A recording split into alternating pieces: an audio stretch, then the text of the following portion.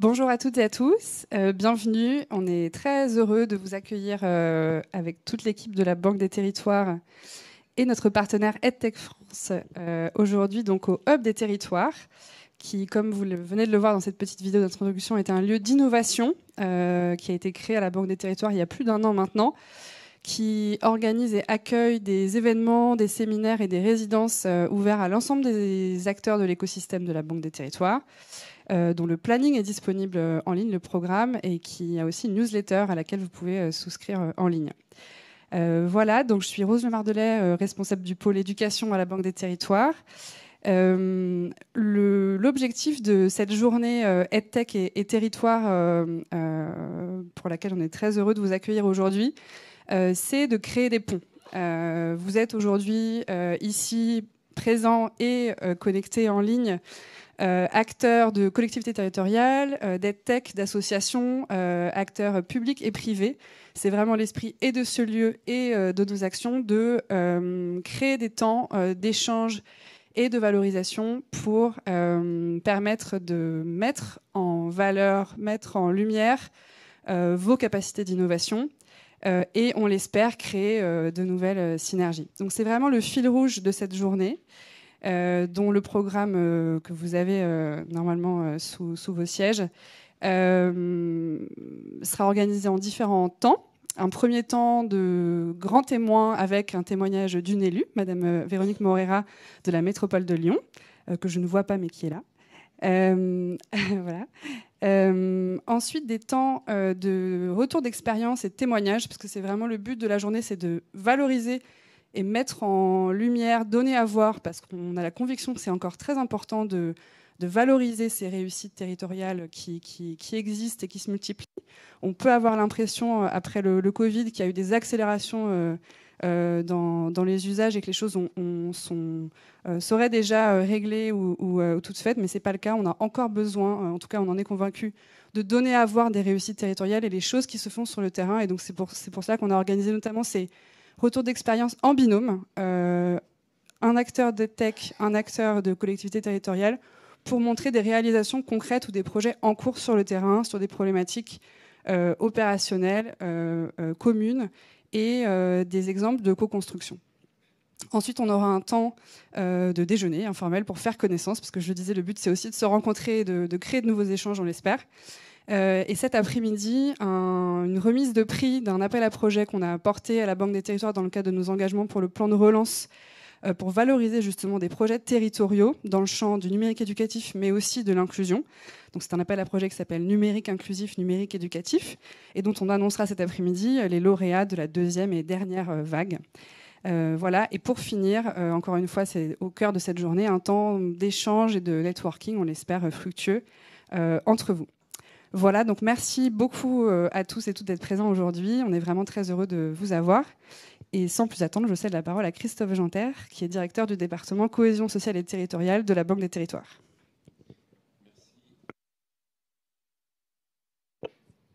Là, ça devrait être bon, parfait. Merci, merci Rose. Je ne serai pas long, déjà pour commencer par vous remercier d'être là aussi nombreux. Vous avez vu qu'il fait une certaine température dans la salle, mais la climatisation est en marche, donc ça devrait aller. Oui, donc bienvenue à ce rendez-vous EdTech et Territoire, forcément important pour la Banque des Territoires. Nous sommes la Banque des Territoires, je le rappelle. Et évidemment, l'éducation, que ce soit sur le scolaire, le périscolaire, voire la transition vers l'enseignement supérieur, fait bien sûr partie de nos axes stratégiques prioritaires, parce qu'il est un des leviers pour renforcer la cohésion sociale et territoriale qui est dans l'ADN de la Banque des Territoires. Nous croyons fortement dans les coopérations territoriales, dans les alliances entre acteurs publics et privés. C'est vraiment quelque chose qu'on pousse depuis 4 ans, et le rendez-vous va être évidemment dédié à ces alliances. Alors, on a plusieurs casquettes, et je vais essayer de ne pas être trop long, Rose. On a plusieurs casquettes pour intervenir sur ces projets d'éducation et territoriaux. On a une casquette d'ingénierie, pour ne pas dire de conseil, pour accompagner des projets qui ne sont pas forcément encore matures. donc ingénierie, conseil. On a aussi une casquette de subventionneur à travers différents types de programmes. Je ne pense pas qu'il sera question beaucoup de PIA aujourd'hui, mais on est opérateur pour le compte de l'État sur le PIA éducation, et là on parle bien d'attribution de subventions. Et par contre, on parlera bien aussi de subventions sur l'AMI, numérique inclusif, numérique éducatif, et puis d'autres types d'appels à projets. Donc de l'ingénierie, des subventions, également des prêts, notamment sur le bâti scolaire, pour aider les établissements scolaires à moderniser leurs infrastructures. Et puis une dernière casquette sur l'investissement quand on trouve des projets qui ont un modèle économique rentable. J'en citerai quelques-unes de nos participations tout à l'heure. Alors, les projets que nous accompagnons, globalement, ils ont 3 objectifs principaux. Le premier, sans surprise, c'est de favoriser l'accès à l'éducation de toutes et tous, et en particulier des publics les plus vulnérables, pour lutter contre le décrochage scolaire et favoriser une éducation qui soit la plus inclusive possible. Tout à l'heure, j'évoquais la réduction des inégalités sociales et territoriales. On est vraiment dans le domaine aussi de l'inclusion. Donc une éducation inclusive. Le deuxième objectif qu'on cherche, c'est réinventer l'école de demain ou moderniser l'école actuelle. Et là, on parle d'accompagner les transitions qui sont à la fois sociales, numériques, écologiques, en adressant ces lieux, donc les lieux éducatifs, les acteurs, et quand je dis les acteurs, on parle bien du triptyque enseignants, élèves, parents, et puis en adressant également les outils et notamment les ressources pédagogiques. Et puis le troisième objectif, qui est un peu lié au deuxième, c'est accélérer l'innovation pédagogique et les usages du numérique, donc au service d'une éducation de qualité sur tous les territoires. Et si j'évoque les usages numériques, c'est parce que le confinement récent, mais ça je pense que vous le savez tous également, a montré que a mis en exergue, pardon, parce que c'est vraiment un phénomène qu'on connaissait, mais qu'il y avait vraiment des inégalités d'accès au numérique, et notamment sur les usages du numérique. Vous avez à peu près 20% des élèves, en moyenne, en France, qui ont décroché scolairement pendant ce confinement, avec des écarts types importants, parce que pour les enfants qui sont issus de, on va dire, milieux aisés, on était à 8% de décrochage, tandis que pour des enfants issus de milieux modestes, on était à 33%. Donc vous voyez que autour du 20%, il y a vraiment des écarts importants. Et donc on a voulu tirer des leçons de ce confinement, bien sûr. Ça a fait l'objet d'un plan de relance. Et d'ailleurs, l'appel à projet numérique inclusif, numérique éducatif, dont on dévoilera les lauréats cet après-midi, la deuxième vague, parce que la première vague a déjà été dévoilée en novembre dernier au Salon Educatech avec 40 premiers lauréats. Donc ça fait partie des exemples qui ont été issus du plan de relance. Pour finir, je voudrais citer 3 dispositifs que la Banque des Territoires a mis en place. La première chose, c'est un accélérateur qui s'appelle Passerelle, qui permet d'accélérer des startups, des EdTech à fort impact social. Ce dispositif Passerelle, il a été opéré, enfin il est opéré, il a été confié à Make Sense, et il va permettre d'accompagner 10 startups de la EdTech pendant 1 an, pour leur permettre 2 choses. Déjà, les aider à répondre aux besoins des enseignants et des élèves. Et puis la deuxième chose, et c'est pas un détail, et vous êtes bien placés pour le savoir, et c'est vraiment l'objectif de cette journée, c'est les aider à apprivoiser le monde, apprivoiser entre guillemets, le monde des collectivités locales et de l'éducation nationale, ce qui n'est pas forcément une évidence pour des startups de la EdTech. Et ça fait partie du rôle, évidemment, de la Banque des Territoires, notamment à travers cette journée, puisque nous, contrairement aux startups de la tech privée, on travaille quotidiennement avec les collectivités locales. Le deuxième dispositif que j'aimerais évoquer, que j'ai déjà évoqué, donc je ne vais pas m'attarder, c'est cet appel à projet numérique inclusif, numérique éducatif, donc annonce des lauréats cet après-midi. Et puis un troisième exemple de nos interventions, ce sont nos investissements. Je l'évoquais tout à l'heure. On commence à avoir un portefeuille de participation en investissement dans le domaine de la EdTech qui est important. Et je voudrais peut-être en citer 4 parce qu'ils sont parmi nous aujourd'hui. Mascot, qui est un investissement récent. My Future, qu'on a investi en 2021. Mobidis également, je crois, 2021, avec qui j'ai discuté tout à l'heure. Et puis Coloris, qui est encore un investissement plus récent. Donc je vous salue tous. Et sans plus tarder, parce que j'ai sans doute été trop long, je passe la parole à Anne-Charlotte Monneret, qui est déléguée générale de EdTech France, qui est un de nos partenaires et qui va vous montrer avec des chiffres que cette filière est en pleine croissance. Merci Christophe, je vais être très très bref parce que je parle sous le contrôle de Juliette D'Angelo au fond de la salle qui me regarde. Déjà un très grand merci à toute l'équipe de la Banque des Territoires et du Hub pour l'organisation de cette journée. C'est un temps fort dans le partenariat entre EdTech France, qui rassemble du coup un peu plus de 430 acteurs du numérique pour l'éducation et la formation, et la Banque des Territoires que Christophe nous a présenté. Donc c'est une vraie fierté de pouvoir organiser cette journée qui est inédite, qui réunit des représentants de collectivités de toute la France. Donc immense merci à vous de vous être levés tôt ce matin et d'être venus à Paris pour ça. Immense merci aussi à vous, entrepreneurs de la EdTech, qui avez des plannings très occupés, des semaines très chargées, surtout en cette fin d'année, et qui venez aujourd'hui partager et découvrir aussi. Et enfin, merci aux responsables d'associations qui viennent aussi aujourd'hui pour partager avec les acteurs du privé et les collectivités. Donc une journée que on espère riche. On est très fiers de pouvoir montrer tous les projets que les entreprises EdTech sont capables de porter sur les territoires. Et on est très fiers aussi de permettre à des entreprises qui veulent travailler avec des collectivités de pouvoir vous rencontrer et de permettre des échanges et de créer des ponts, comme le disait Rose. Donc la EdTech en France, c'est un peu plus de 500 entreprises. C'est un chiffre d'affaires généré en 2021 qui dépasse le milliard. Des entreprises qui ont besoin de financement, qui ont besoin d'être au plus proche du terrain, au plus proche des usages. Et l'objectif d'une journée comme celle-ci, c'est aussi vraiment de faire se rencontrer les innovations numériques qui existent et les besoins des vrais gens, des vraies personnes, des territoires, et de faire en sorte que tout ça soit au service des élèves et des adultes aussi. Donc, merci à tous d'être là. EdTech France, on a un site internet, donc je ne serai pas longue pour ceux qui ne connaissent pas. C'est une vraie fierté de vous représenter et c'est une vraie fierté de pouvoir organiser cette journée d'échange. Et je cède tout de suite la parole à Juliette D'Angelo, que je remercie aussi pour la réalisation parfaite de cette journée qui, j'espère, vous plaira. Merci.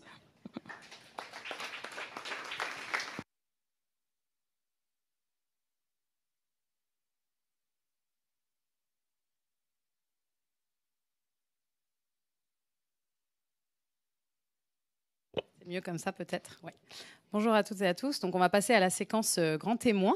Avant ça, je me présente très rapidement et voilà, je ne serai pas longue. Donc moi, c'est Juliette D'Angelo. Je pense que j'ai échangé par mail avec pas mal d'entre vous pour cette journée et puis par ailleurs pour d'autres projets. Donc moi, je suis chargée de projet d'investissement sur la partie éducation et tech à la Banque des Territoires. Et donc je vais inviter Véronique Moreira et Dory Bruyas à me rejoindre sur scène pour cette séquence de grand témoin. Voilà. Hop, merci beaucoup. Normalement, vous avez chacune un micro qui doit être allumé, sinon il y a un petit bouton. Merci.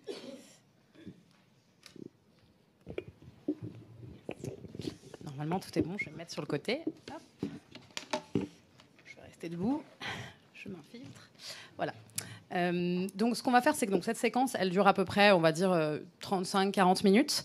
Pour vous dire, après, on a la séquence atelier. Et pour les questions, donc là, on enchaîne un petit peu, on a commencé un petit peu en retard. Pour les questions, on prendra quelques questions après cette séquence-là, si ça vous convient. Et après, pendant les ateliers et tout au long de la journée, vous avez pas mal de temps. On a fait exprès d'avoir pas mal d'air dans cette journée pour que vous ayez le temps d'échanger entre vous.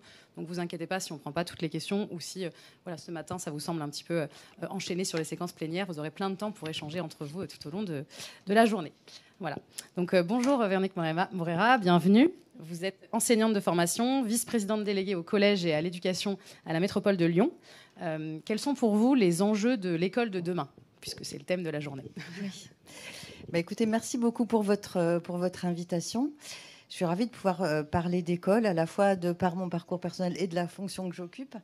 Je voulais vous dire en préambule que moi j'aime bien la lucidité et que je voulais pas commencer cette session sur l'école sans faire le constat d'une société qui s'installe dans le désengagement. C'est un désengagement assez mortifère, avec une forme de fatalisme où on considère que tout est égal parce que les valeurs ne sont plus tellement portées.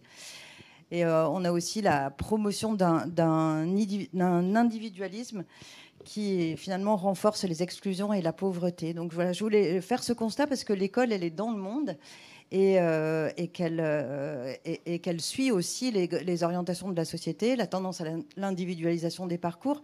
Alors, l'individualisation des parcours, c'est très intéressant, ça permet de s'adapter aux besoins particuliers de chacun ou de chacune, mais en même temps, ça met en balance l'esprit de corps ou la solidarité. Donc je pense qu'il faut s'interroger sur cette question de l'individualisme et de l'individualisation. Et puis je fais le constat aussi d'une homogénéité dans les écoles ou dans les collèges qui est liée à la carte scolaire, qui est liée à l'urbanisme. Et donc on voit dans les écoles des populations qui sont regroupées avec le même indice social. Donc je trouve ça assez dramatique qu'il n'y ait plus de rencontre de l'autre.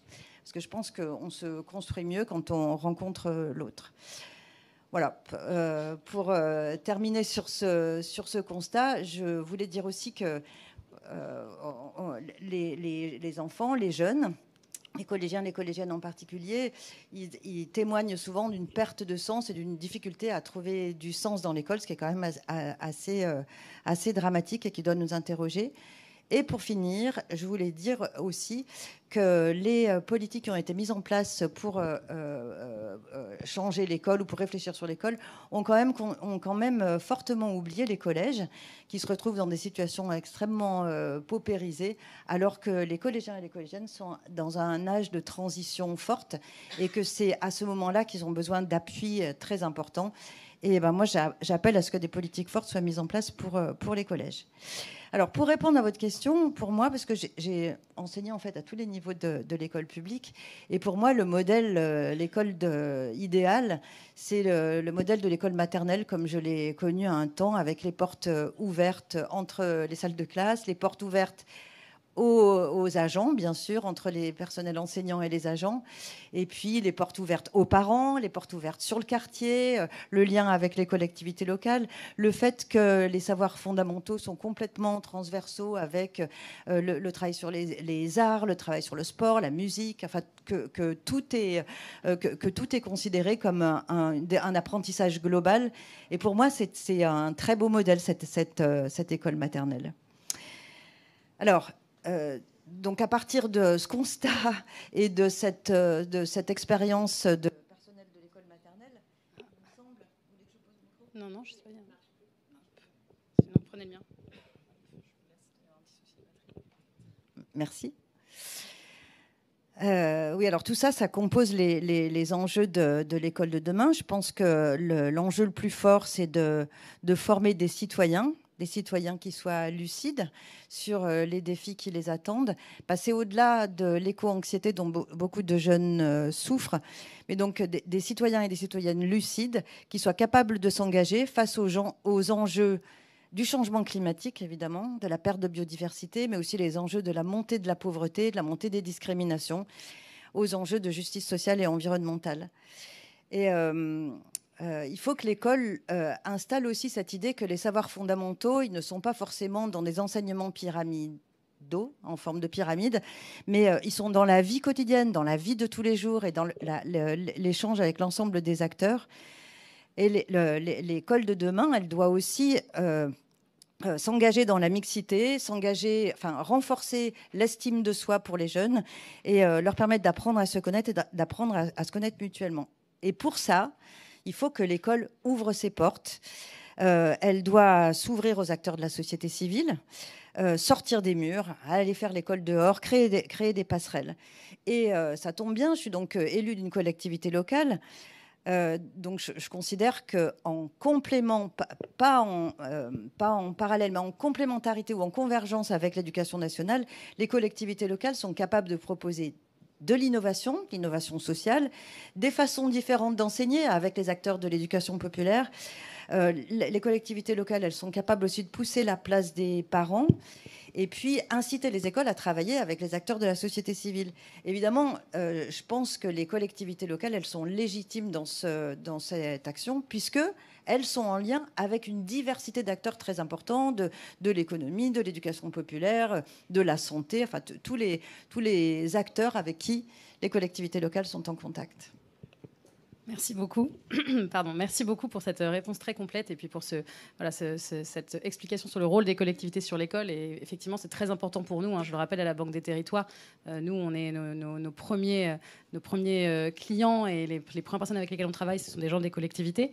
Et donc pour nous, c'est un levier très important sur l'éducation, puisque voilà, il y a de fortes compétences dans les collectivités pour l'éducation. Il y a plein de choses à faire, que ce soit dans l'école ou en dehors de l'école, notamment sur le périscolaire. Et justement, du coup, Madame Moreira, comment la métropole de Lyon s'engage-t-elle dans la production d'innovation EdTech et plus largement avec la EdTech au niveau local à Lyon?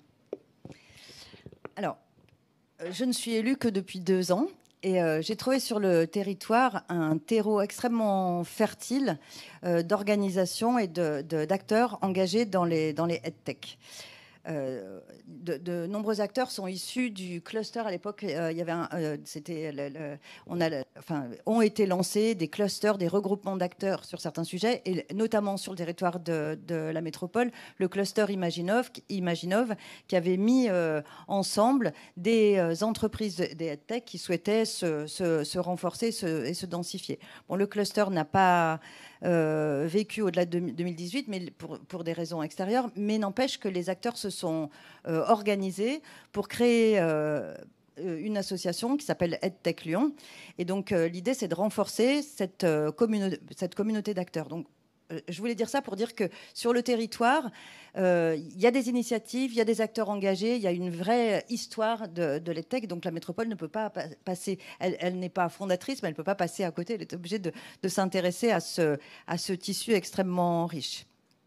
Et puis j'ai trouvé aussi en arrivant un outil extrêmement intéressant de la métropole qui s'appelle Erasme. C'est un laboratoire d'innovation qui a été créé en 2000 et qui a intégré la métropole ensuite, donc qui est un outil interne à la métropole qui contribue à la politique d'innovation publique et numérique de la métropole. Erasme, c'est un incubateur de projets qui crée aussi, qui met en œuvre des idées concrètes et des idées qui peuvent être testées. Donc l'ambition d'Erasme, c'est d'accompagner la métropole pour la construction d'une métropole inclusive, apprenante, soutenable. Je pense que ces qualificatifs vous parlent. Avant de développer sur Erasme, je voulais aussi dire, mais je pense que vous aurez l'occasion de le développer, que l'innovation, elle n'est évidemment pas seulement technologique, qu'il faut aussi travailler sur les usages, sur l'éducation au numérique, sur la fracture numérique. J'y reviendrai ou vous y reviendrez peut-être davantage. Mais bon, cette question d'innovation, entendons-nous bien, elle n'est pas seulement technologique. Et je reviens à Erasme pour dire que Erasme a créé 2 dispositifs éducatifs en interne. D'abord, l'espace numérique de travail, laclasse.com, qui est donc un espace dédié à la communauté éducative, qui est un espace collaboratif et sécurisé, qui est un espace unique qui peut être utilisé de la maternelle jusqu'au collège, avec un accompagnement des pratiques pédagogiques. Ça permet aussi le lien avec les familles. Et je voudrais dire que je suis très fière de cet outil dont je ne suis pas à l'origine, mais c'est un modèle unique sur le territoire. Vous savez, la crise sanitaire en particulier a mis en évidence la nécessité de souveraineté. Ce mot est devenu très important. On a parlé de nécessité de souveraineté alimentaire, de souveraineté industrielle, c'est-à-dire la capacité de décider, de faire ses choix, et la capacité de produire ses propres outils. On peut dire que l'ENT, l'espace numérique de travail, laclasse.com, c'est un modèle de souveraineté numérique créé en interne, en open source, avec des garanties pour les utilisateurs et des expérimentations pour les nouveaux usages. Et puis, dans les expérimentations pour les nouveaux usages, il y a eu par exemple l'ouverture, au-delà des écoles maternelles, élémentaires et des collèges, l'ouverture au conservatoire de musique, qui a été une nécessité qui avait été mise en évidence pendant la crise sanitaire. Donc voilà, l'ouverture aux nouveaux acteurs et l'expérimentation sur de nouveaux acteurs. L'espace numérique de travail reçoit 2 millions de visites par mois et à 50 000 utilisateurs et utilisatrices actives. Donc c'est vraiment un espace vivant. Et puis je voudrais citer un autre exemple qui est aussi extrêmement intéressant, c'est les classes culturelles numériques.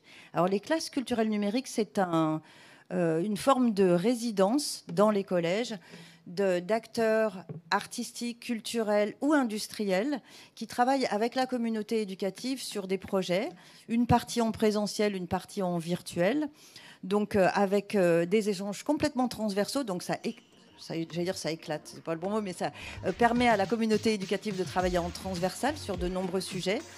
Donc il y a le travail sur le fond et puis il y a aussi le travail sur l'amélioration des compétences numériques.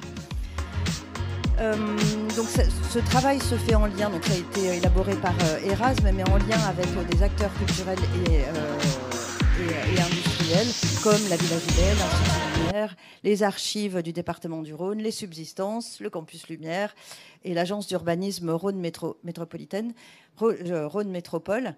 Donc sur des sujets, donc ce sont des objets clés en main qui sont proposés aux enseignants sur des sujets qui renforcent la connaissance, l'ouverture au monde et la connaissance d'un domaine particulier. J'espère que ça a marché. Oui, c'est bon. Merci beaucoup pour cette réponse. Et effectivement, on voit bien du coup que les collectivités travaillent en synergie avec beaucoup d'acteurs autour d'eux. Donc évidemment, je vais citer la Banque des Territoires, mais aussi les acteurs du territoire, les associations, les EdTech. Voilà, donc je pense que c'est aussi ça qu'on veut mettre en avant aujourd'hui. C'est tout cet écosystème qu'il y a autour des collectivités, autour des acteurs privés, autour des associations, qui permet d'aboutir aux objectifs que Christophe, donc directeur côté de Banque des Territoires, citait tout à l'heure sur l'inclusion, l'école de demain, l'ouverture de l'école, etc. Pour cela, du coup, on va un peu préciser ce point avec Dory Bruyat, du coup, qu'on est ravis d'accueillir aujourd'hui, qui est directrice générale de Super Demain et de Fréquence École. Ouais. Est-ce que vous pouvez présenter Fréquence École déjà pour tout le monde? Alors, bonjour à tous et à toutes. Peut-être commencer en effet par une micro-présentation. Fréquence École, c'est une association d'intérêt général dont le métier, c'est le développement des compétences numériques et médiatiques des enfants et des adolescents et des adultes qui les accompagnent. Je parle bien de compétences numériques et médiatiques parce que c'est un projet qui est très ancré. C'est au-delà de la question de la culture du risque ou de la prévention. On est vraiment sur la question de la compétence. Et donc cette association, elle a même créé qui est plutôt un laboratoire en fait, où on expérimente, on crée, on invente.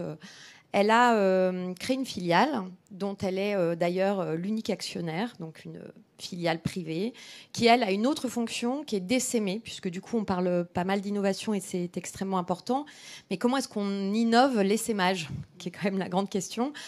Et donc cette filiale qui s'intitule Futur Composé a une autre mission, c'est donc d'essaimer des dispositifs, des solutions pédagogiques qui vont permettre de développer les compétences numériques des enfants et des adolescents.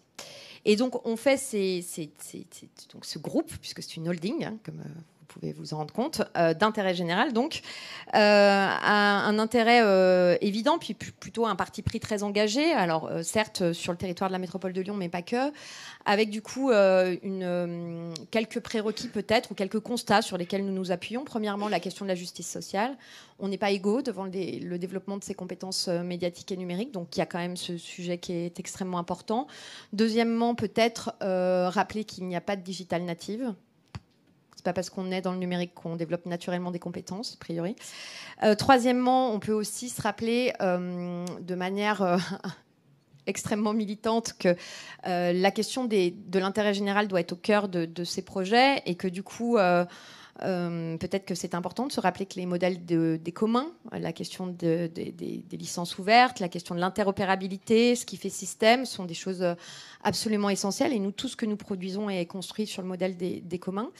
On a même réussi à créer un commun de formation qui s'est propagé en France et qui permet de, par exemple, accompagner les travailleurs sociaux à la question des compétences numériques dans leur dispositif d'accompagnement. Et donc, la dernière chose peut-être, c'est de travailler sur la définition de ce qu'on appelle une compétence numérique. On a tendance parfois à confondre un peu l'éducation par le numérique et l'éducation au numérique. Donc nous, on est très militants de la question de l'éducation au numérique, même si on n'a rien contre l'éducation par le numérique. Et c'est important de le rappeler. Alors j'en profite pour dire qu'en effet, grâce à la Caisse des dépôts, sur un tout autre sujet et qui n'a pas grand-chose à voir avec ce que nous faisons aujourd'hui. On est titulaire de l'AMI CMA compétences et métiers d'avenir, mais c'est un peu le sujet d'aujourd'hui, sur l'élaboration d'un diagnostic sur les compétences numériques des enseignants pour qu'ils soient capables de développer les compétences numériques de leurs élèves. Vous voyez l'effet cascade. Donc c'est quand même les sujets qui nous intéressent. Et donc pour réussir tout ça, il se trouve que sur notre territoire, on a essayé d'avoir un projet un peu modèle, un peu modèle. C'est notre projet phare, notre mascotte. Et ce projet, il est rendu possible par un soutien extrêmement important de la métropole de Lyon et de ses élus, et qu'on remercie évidemment pour cet engagement. Et donc ce projet, ça s'appelle Super Demain. J'ai été un peu longue. Non, c'est parfait. Merci beaucoup. Et justement, donc, comment vous travaillez avec la métropole? Comment vous travaillez avec cette collectivité-là et avec d'autres? Et puis plus largement, quelles sont les actions que vous menez concrètement à Lyon? Si on y arrive, parce que du coup, j'ai mis à l'épreuve le système d'ouverture du hub de la Caisse des dépôts et consignations. Donc, ça n'est pas sûr que nous y arrivions. On va essayer de balancer des images qui sont celles... Ah, génial, merci beaucoup. Voilà. Comme quoi, il faut toujours se glisser dans les interstices.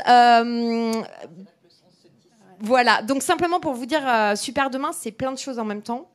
Là, c'est les images du grand événement. Donc, Super Demain, c'est une démarche territoriale. La première chose, c'est que du coup, on fait un grand événement. On rassemble à peu près 3000 personnes. Je tiens à dire que la moitié des participants de Super Demain ont moins de 18 ans. Donc, en fait, on rassemble beaucoup d'enfants, de jeunes. Alors là, c'est la journée pro, donc forcément, on ne les voit pas. Mais là, on va commencer à les voir. Ainsi que les parents, évidemment, qui les accompagnent sur une journée qui a lieu dans l'hôtel de la métropole de Lyon. Ce qu'il faut savoir, c'est que l'hôtel de la métropole de Lyon n'accueille pas d'événements normalement. Sauf que nous, on fait un événement à l'intérieur de la métropole. C'est un défi. Mais c'est un lieu fantastique en plus pour pouvoir faire ça. Puis c'est très symbolique. Et donc, du coup, on met en place... Merci beaucoup, on peut la remettre. Non, c'est passé. Voilà, donc ça c'est la première chose, on fait un grand événement. Mais pour pouvoir faire ce grand événement, on conçoit plein de dispositifs qu'on va pouvoir verser dans les communs qui vont permettre de développer l'accompagnement des robots, des jeux vidéo, du code, de la robotique, la question des réseaux sociaux, la question de l'information. Et on essaye de le faire de la manière la plus exigeante possible, intellectuellement j'entends, mais aussi en lien avec les référentiels de compétences. Par ailleurs, on a des démarches d'accompagnement territorial. On accompagne 10 territoires sur le territoire de la métropole de Lyon à concevoir leur propre événement. On y était ce week-end à Vénissieux. On était dans la médiathèque de Vénissieux, vraiment au plus près des publics les plus populaires. Et donc peut-être vous dire que, par exemple, je vous donne l'exemple de Rieux-la-Pape. Moi, c'est un projet que j'aime beaucoup, sur une commune en plus qui politiquement, pour l'anecdote, n'est pas tout à fait alignée avec la métropole telle qu'elle est constituée aujourd'hui. Et c'est pour ça que c'est très intéressant de voir qu'en fait, on peut tout hybrider. On a un événement qui s'appelle Internet, toi et ta mère. Super nom. Vraiment, ça a le mérite de dire les choses. Et donc cet événement-là, il mobilise 500 personnes dans une médiathèque un samedi.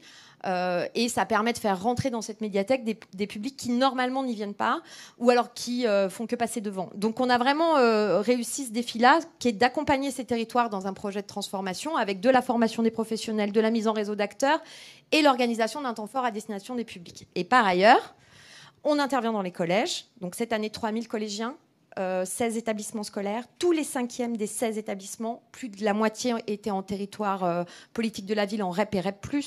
Donc on est quand même sur des enjeux d'accompagnement autour d'un dispositif dont le sujet, c'est plutôt... le dispositif, c'est ce qu'on appelle un atelier de résolution de problèmes. On aide les ados à régler leurs problèmes dans les mondes numériques, non pas en faisant de la prévention, mais bien en faisant de l'éducation au choix. Qu'est-ce que je fais? Pourquoi je le fais? Comment je le fais? Etc. Il faut juste se rapprocher un petit peu pour que la caméra, pour les gens en distanciel, puisse... Tu veux dire comme ça? Voilà. Voilà. Bon, alors, voilà. C'était bien aussi. Bon, bref. Et la dernière chose peut-être, et donc j'ai dit les territoires, j'ai dit les collèges, avec un partenariat très fort avec la direction académique au numérique, évidemment, de notre territoire. Un travail avec les enseignants en amont, un travail avec la classe.com pour diffuser les ressources. Donc, vous voyez, c'est quand même tout un programme éducatif qui se déploie. Donc, je le disais, 3000 élèves. Et puis, bientôt, alors, une journée professionnelle pour les acteurs éducatifs de notre territoire. Et quand je parle des acteurs éducatifs, c'est les enseignants, certes, mais c'est aussi beaucoup les acteurs de l'EducPop, les acteurs, les travailleurs sociaux, les éducateurs de jeunes enfants. On a un programme petite enfance qui est assez fou. Et tout ça pour dire... Ça, c'est 400 personnes à peu près sur le vendredi, toujours à l'hôtel de la métropole de Lyon. Et cette année, on innove en créant une journée à destination des ados, juste pour les ados. On a dit, les parents, restez chez vous, on ne veut pas vous voir. Et on veut faire un temps vraiment dédié à la question de l'adolescence, un truc un peu ado, quoi. Vous voyez ? on va un peu retourner le lieu, tout ça. Et on fait ça à Vénissieux, normalement, en début d'année 2023, avec le soutien, pour le coup, de beaucoup d'animateurs de jeunesse qui sont sur le terrain au quotidien. Voilà. Merci beaucoup. Effectivement, ce qui est intéressant, c'est tout le travail mené en lien avec la collectivité, un acteur donc associatif ou une EdTech et les directions académiques. C'est vraiment ce qu'on cherche à faire aussi dans des territoires. On a, comme on le disait ce matin, on a vraiment plusieurs casquettes et une de nos casquettes, donc effectivement, c'est travailler avec la EdTech. Une de nos autres casquettes, c'est travailler avec les collectivités. Mais notre troisième casquette, c'est aussi qu'on travaille beaucoup avec l'État et notamment avec l'éducation nationale. On travaille beaucoup avec les directions académiques au numérique, la direction académique au numérique, et donc on mène des grands projets avec eux, notamment les territoires numériques éducatifs, qui sont un des grands projets aussi pour la EdTech et puis pour les collectivités sur le numérique. Et tout ça, voilà, le but, c'est vraiment de créer cet écosystème, que les gens se parlent et mènent des actions sur le terrain au bénéfice des élèves, des enseignants et de tous les jeunes en général. Ouais, et peut-être du coup, Juliette, pour aller dans votre sens, une remarque. Simplement, nous, ça fait 10 ans qu'on mène Super Demain, mais ça fait 30 ans qu'on fait de l'éducation numérique. Je peux vous assurer que aujourd'hui, ça se passe bien, du coup, mais ça n'a pas toujours été le cas. Et ça a été très compliqué de réussir à montrer d'une part à l'éducation nationale qu'on était capable de travailler ensemble, à montrer aussi à l'éducation populaire, enfin en tout cas à convaincre l'éducation populaire qu'elle avait un rôle à jouer sur la question de l'accompagnement des pratiques numériques des jeunes, à sortir des postures un peu réactionnaires qui consistent à dire c'était mieux avant, oh mon Dieu, le numérique est en train de complètement d'abîmer nos enfants et nos adolescents et de voir les aspects, enfin les opportunités aussi offertes dans ces mondes numériques et à rentrer vraiment dans des stratégies de coéducation. Je pense qu'on peut dire le mot sans dire de gros mots. Et ce qui permet de faire coéducation, et c'est peut-être bien de se le rappeler, c'est les référentiels partagés. Impossible du coup de travailler à plusieurs si on n'est pas d'accord sur les finalités, l'enjeu, où est-ce qu'on va, dans quelle mesure le PIX on le prend en compte ou pas, et à quoi on sert en fait dans ce grand cercle qui entoure les enfants et les adolescents. Merci beaucoup. Je pense que je vois on a la petite heure, je vois l'heure qui tourne, donc je vais avancer sur la dernière partie, si ça vous va, Madame Moreira. Est-ce que plus largement, on parle beaucoup donc là d'éducation, de numérique, d'acteurs publics, d'acteurs privés. Plus largement, ce qui nous anime à la Banque des Territoires et plus largement les collectivités, c'est l'impact. Donc c'est aussi comment on pallie les fractures sociales et territoriales qui sont sur nos territoires avec le numérique, mais aussi sans, hein, puisque évidemment, nous, voilà, on travaille beaucoup avec des EdTech et du numérique, mais on croit aussi qu'il y a des choses à faire sans le numérique. Plus globalement, comment vous pensez que ces projets qui allient un peu acteurs publics et acteurs privés sur la métropole de Lyon peuvent aider à diminuer ces fractures sociales et territoriales sur le territoire ? Je pense qu'il faut déterminer où sont justement ces fractures sociales et territoriales. Donc je vais essayer de rentrer dans le concret pour vous donner quelques exemples. L'une des fractures importantes dans le monde du numérique, c'est la question de l'égalité ou des inégalités entre les femmes et les hommes. Et il y a un vrai travail à mener pour permettre aux filles d'avoir accès aux filières du numérique, parce que si le monde de demain se construit à partir des outils numériques, ce serait quand même une injustice énorme que ce monde ne soit conçu que par les hommes. Donc il faut vraiment travailler sur cet accès.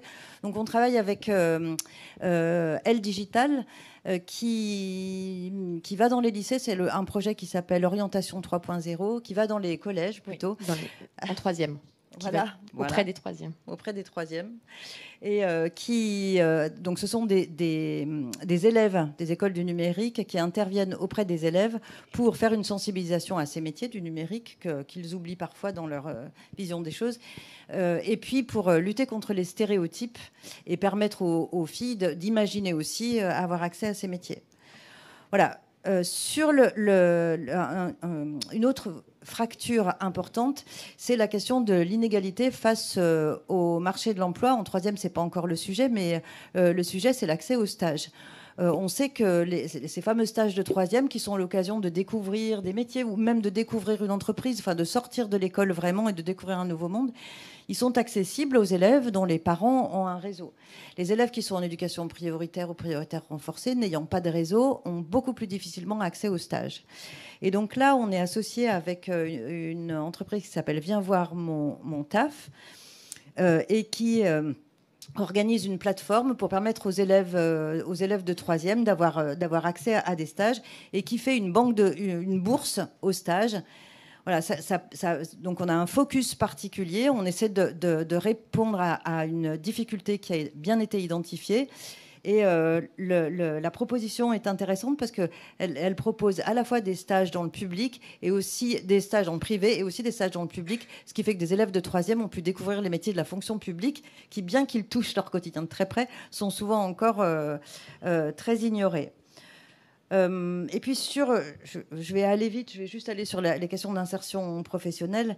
Donc la métropole a une compétence sur l'insertion professionnelle et donc on collabore avec les EdTech pour organiser des temps de rencontre entre les structures de l'insertion sociale, organisations ou institutions, la métropole et les entreprises de EdTech pour qu'elles montrent quels outils elles peuvent mettre à disposition pour faciliter via la réalité virtuelle, via les classes inversées, enfin, tout un tas de dispositifs, comment elles peuvent outiller les organisations de l'insertion pour leur permettre de renforcer en fait les capacités du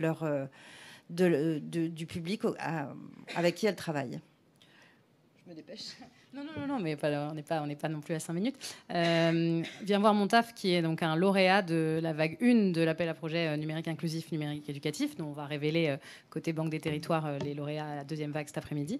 Et aussi, et je vois dans la salle Gennady, J'Explore, qui est donc une entreprise sur l'orientation avec des casques de réalité virtuelle, qui travaille beaucoup avec Viens voir mon taf sur le territoire de la métropole de Lyon, et qui est accéléré par notre accélérateur EdTech Passerelle, que nous avons monté cette année avec Make Sense. Voilà.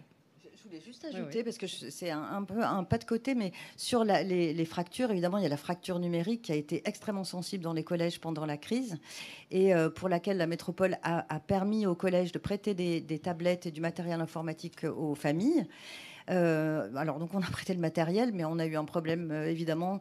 On s'est rendu compte il fallait assurer la connexion aussi. Et donc avec Emmaüs Connect, il y a eu la mise en place, la fourniture de clés 4G pour que les élèves puissent utiliser leur tablette de façon efficace. Oui, ça c'est un vrai sujet aussi côté État et Banque des Territoires sur les territoires numériques éducatifs, donc qui sont un grand projet d'État justement suite à la crise Covid et même pendant la crise Covid pour équiper les élèves et les enseignants, les former et puis essayer de pallier aussi cette fracture Internet, si je puis dire, donc au-delà de la fracture numérique, déjà avoir une connexion dans tous les établissements pour essayer de pouvoir utiliser des ressources EdTech avec un usage le plus rapide possible. Voilà. Merci beaucoup. Je ne sais pas si vous avez un dernier mot pour la fin, voilà. Oui, j'aurais aimé dire comment la métropole soutient avec son orientation économique la filière économique des EdTech et comment elle travaille aussi avec des acteurs de l'EdTech pour développer des projets à la fois pour l'éducation mais aussi pour l'insertion et aussi en interne pour ces politiques publiques, y compris ces politiques de formation des agents d'accueil, des agents d'insertion. Mais on pourra échanger probablement dans la journée. Ce que je voudrais dire, puisqu'on est tous ensemble et des acteurs venant d'horizons différents, c'est que les projets qui sont développés par la métropole de Lyon, ils sont nés d'un terreau particulier, je vous l'ai dit tout à l'heure, avec des entreprises innovantes qui existent sur le territoire, avec des associations engagées qui vivent aussi, qui sont extrêmement dynamiques sur le territoire, avec une collectivité aussi qui a une double compétence. C'est encore unique en France, puisqu'on a récupéré les compétences du Conseil général avec toute la question de l'insertion, du handicap, enfin toute la question des publics fragiles, et à la fois les compétences de la communauté de communes avec toute cette question du développement économique. Et donc on profite de cette forme institutionnelle nouvelle et très ambitieuse pour explorer à fond nos compétences et explorer des mondes nouveaux et puis créer des alliances entre les acteurs publics, les acteurs privés, mais du côté économique, et les acteurs privés du côté associatif. Et évidemment, le rectorat et ce qui relève de l'éducation nationale. Et donc, cette forme, elle est très intéressante. Elle n'est pas réplicable en l'état parce qu'elle est sur un territoire particulier, mais il y a un certain nombre de leviers qui sont à identifier et à répliquer sur d'autres territoires, parce que je pense qu'il y a des initiatives extrêmement intéressantes qu'il faut déployer. Et je voudrais aussi dire que l'État s'engage évidemment sur les questions numériques, en particulier numérique éducatif, mais je pense qu'il faut aussi dire que l'État ne peut pas être simplement prescripteur et demander aux collectivités de répondre à ces prescriptions, que soit si les prescripteurs, il faut donner les moyens pour que les collectivités puissent faire face. Et puis qu'il doit y avoir un vrai regard sur l'équité territoriale et permettre aux collectivités qui ont le moins de moyens ou qui sont plus en difficulté de monter en ayant un regard particulier. Et je pense qu'un cadre national cohérent, avec ce souci d'équité, ce souci de... Si on a des ambitions, il faut donner les moyens. Et il doit aussi intégrer les questions de mixité et de lutte contre les exclusions. Voilà. Bon, je pense que c'était un beau dernier mot pour la fin. Merci beaucoup à Véronique Moreira et Dori Bruyas pour ce témoignage.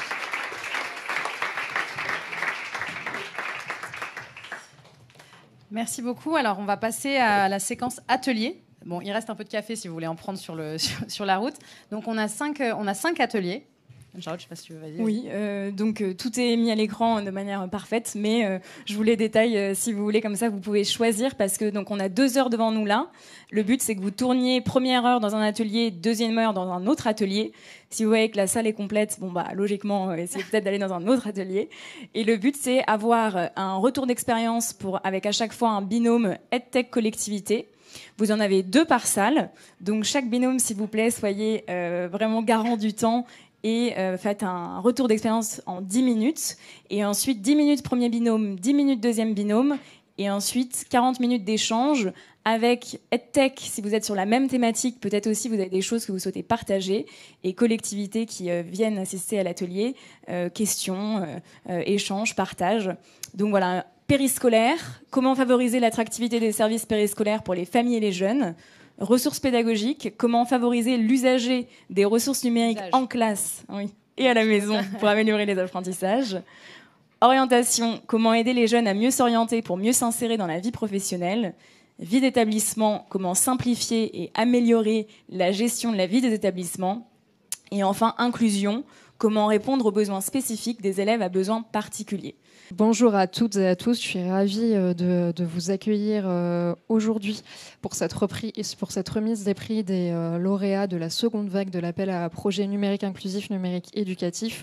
Comme vous le savez, cette vague sera la dernière de l'appel à projet et clôture donc le dispositif. On est très fiers, bien évidemment, des nombreux projets qui étaient déjà lauréats de première vague, mais qui sont aussi lauréats de seconde vague et que vous allez découvrir. Et pour ne pas vous faire trop patienter, puisque je sais que le suspense est à son comble maintenant, je vais d'abord ouvrir la parole et donner la parole à Véronique qui est élue à la métropole de Lyon et qui justement est une métropole, si je ne dis pas de bêtises, Véronique, qui est très active dans l'éducation et l'inclusion numérique et qui va déjà pouvoir nous raconter un petit peu ce que vous faites, vous, à la métropole de Lyon.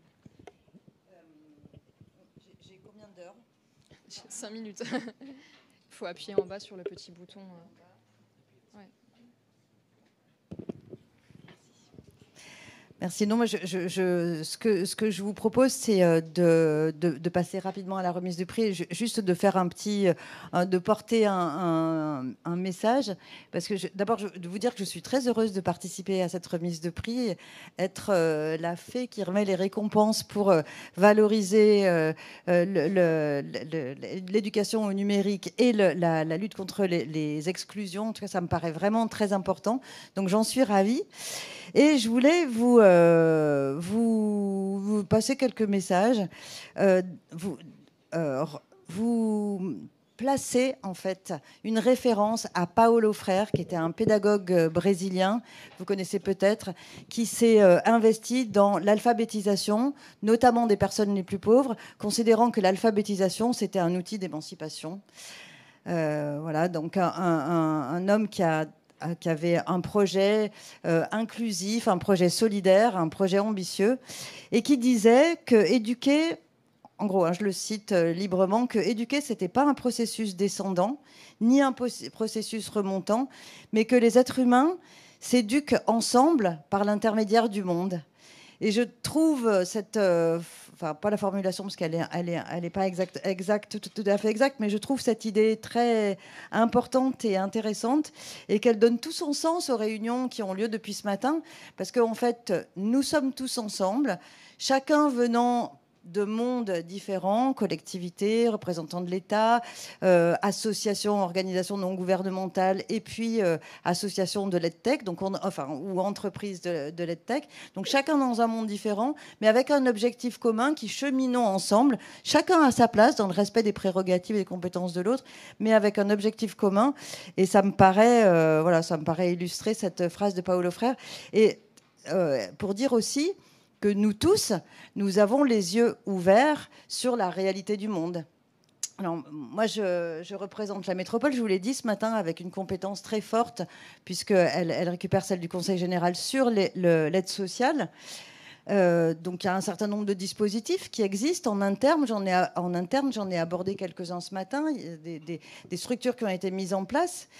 C'est la même chose pour l'éducation nationale. Elle s'engage aussi, elle voit bien qu'il y a un problème avec les élèves qui sont exclus, ceux qui restent sur le bas-côté. Donc, elle a envie de s'engager un peu plus. Pareil pour les dispositifs de formation. On voit bien que la formation évolue et que les structures de formation sont nombreuses sur le marché, qu'elles ne savent pas exactement comment s'adapter. Donc, il y a une problématique qui a été posée. Et puis... je pense qu'il faut reconnaître un besoin qu'ont les institutions de recourir à l'expertise des acteurs associatifs et des acteurs privés pour travailler ensemble. Et il ne s'agit pas de partenariat public-privé au sens où on donne la main pour que les autres fassent. Il s'agit de travailler ensemble en collégialité avec une ligne politique claire. Parce qu'il y a des politiques publiques qui sont indispensables quand on veut travailler sur l'exclusion, donc des politiques publiques claires, et travailler collégialement pour tous se mettre autour de la table et avancer sur ces questions et atteindre ces objectifs. Voilà, je vois, d'après les discussions, d'après les lauréats, qu'on a tous conscience des fractures et des exclusions, qu'on sait tous que les modèles urbains, les modèles agiles, les modèles de numérique éducatif ne sont pas pensés par les plus fragiles ou par les plus vulnérables et qu'ils ne les incluent pas forcément. Et donc, je trouve vraiment très important et comment dire, admirable, vraiment extrêmement précieux que vous vous engagiez justement pour cette inclusion, pour faire un pas de côté, regarder où sont les exclus et permettre que les outils numériques s'adaptent en fait à l'ensemble de la population, parce qu'on a des enjeux très forts et on peut laisser personne au bord de la route.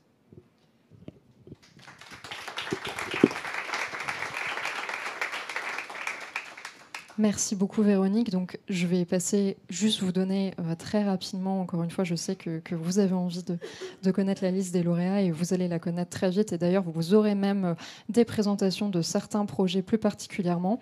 Juste pour vous dire que la seconde vague de l'appel à projets, comme sa grande sœur, a bénéficié de 40 projets qui sont lauréats, 7 lauréats au niveau national, donc qui couvrent des territoires, enfin un ensemble de territoires qui va du multirégional au national, et 33 projets qui sont des projets à une échelle territoriale et qui couvrent donc une échelle communale à départementale.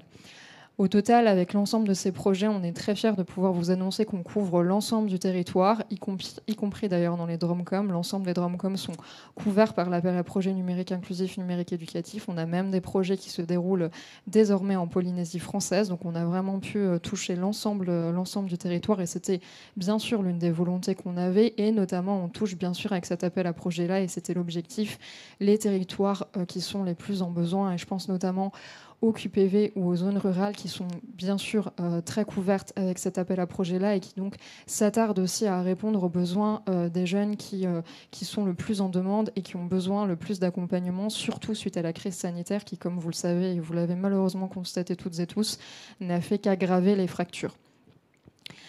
C'est aussi un appel à projet qui est très représentatif de l'écosystème, puisque la moitié des lauréats sont des associations, 2 tiers des lauréats sont des tech et 1 tiers sont des collectivités territoriales. Donc vous voyez qu'on couvre aussi en structure porteuse, on couvre bien et on représente bien l'écosystème, mais surtout quand on a lancé l'appel à projet numérique inclusif, numérique éducatif, et c'est encore une fois, comme vous le savez, un appel à projet qu'on a lancé dans le cadre du plan de relance, on avait l'intuition que les projets étaient déjà sur les territoires, qu'ils étaient déjà projets existants, mais qu'ils avaient besoin d'une aide pour passer à l'échelle et être encore davantage essaimés et pouvoir toucher encore plus de public.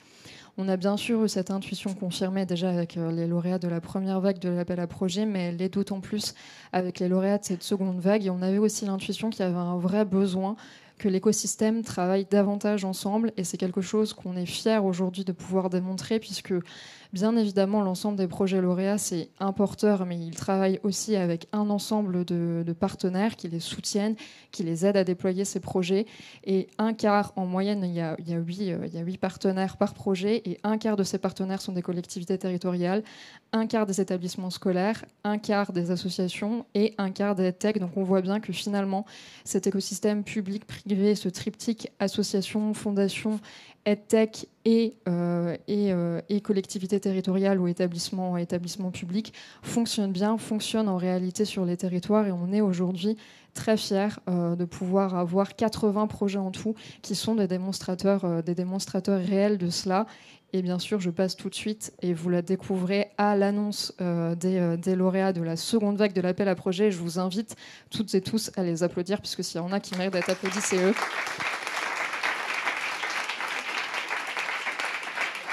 Et j'invite les lauréats de la seconde vague qui sont présents à se lever. On va bien sûr vous remettre les prix qu'on a préparés pour vous.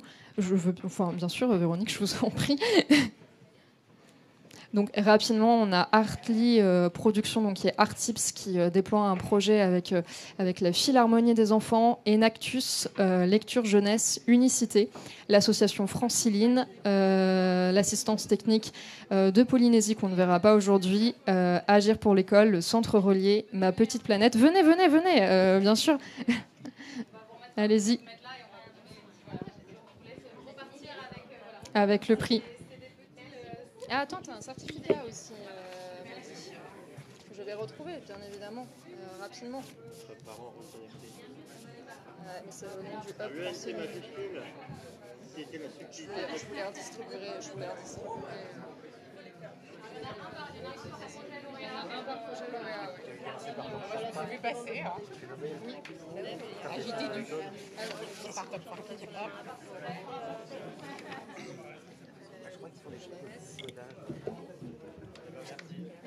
Dis ton nom comme ça si je le vois. C'est Master, projet Ambition d'étudier. Comme tech, je les ai vus tout à l'heure, ils sont où? Voilà. Ah bah.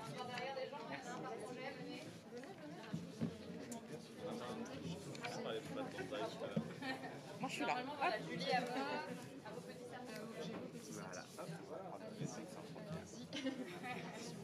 En effet, pour Ah.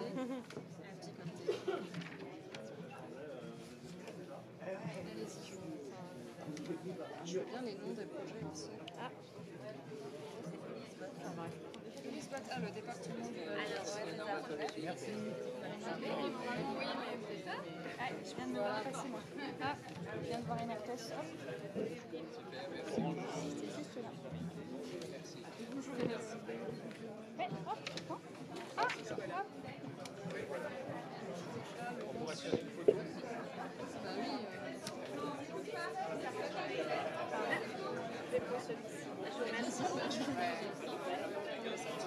Est-ce que vous voulez que je prenne une photo ou je vous prendrai la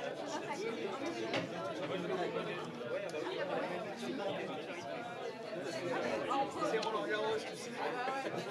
J'allais les prendre tous les deux, mais tu joues les deux. Oui, bah oui, c'est toujours le plus important. Alors, il y a beaucoup de monde, hein, donc c'est pour ça qu'on ne vous a pas appelé un par un.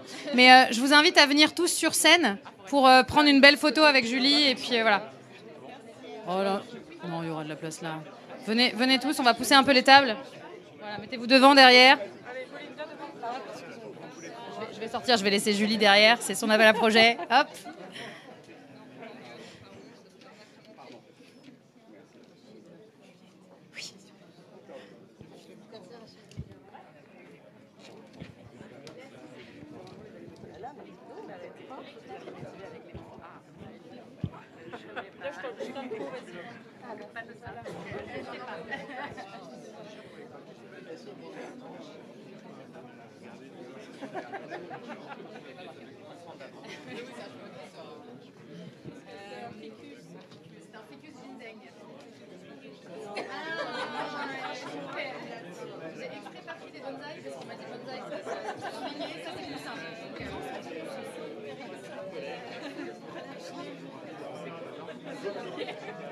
Il doit rester quelques ficus ginseng si vous voulez.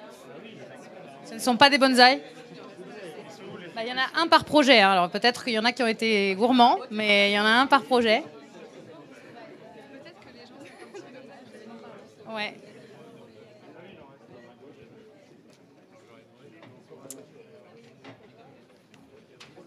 Voilà, si on arrive à prendre une belle photo, c'est pas mal, mais je suis pas sûre parce que vous êtes vraiment nombreux. Voilà.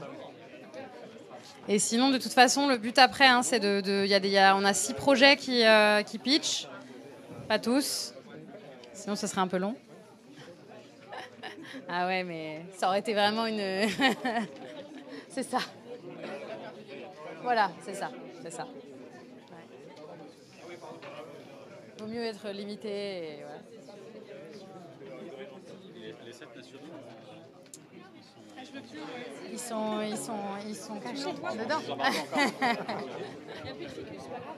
Normalement, il y en a un par projet. Donc, ça veut dire qu'il y en a qui sont partis avec. Voilà. Ah, ça, c'est en inclusion numérique quand même.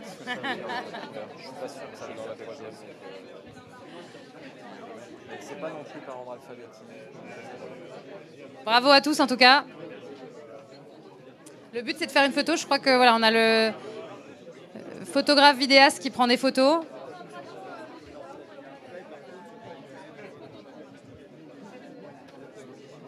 Je ne sais pas si vous tenez tous sur scène, mais oui, je crois que voilà, on voit à peu près tout le monde.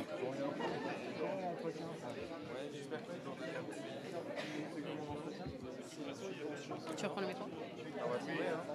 Tu prends une photo ? Tu veux que je te prenne une photo avec eux ?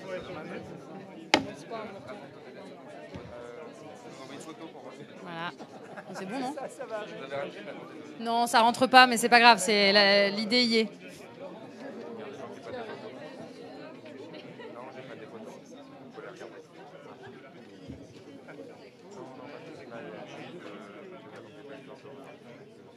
Un grand bravo à toutes et à tous en tout cas. Merci beaucoup pour vos candidatures qu'on a lues. On peut les réapplaudir et vous applaudir aussi. Voilà, bravo.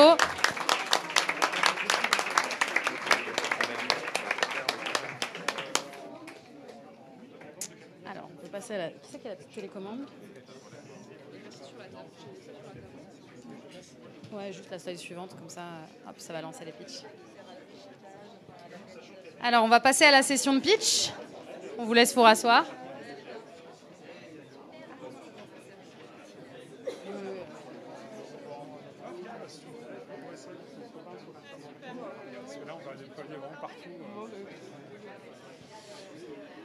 Et donc on passe... Oui, bah oui. Ça sera sur le site. Hein. Tous les lauréats sont sur le site de la Banque des Territoires.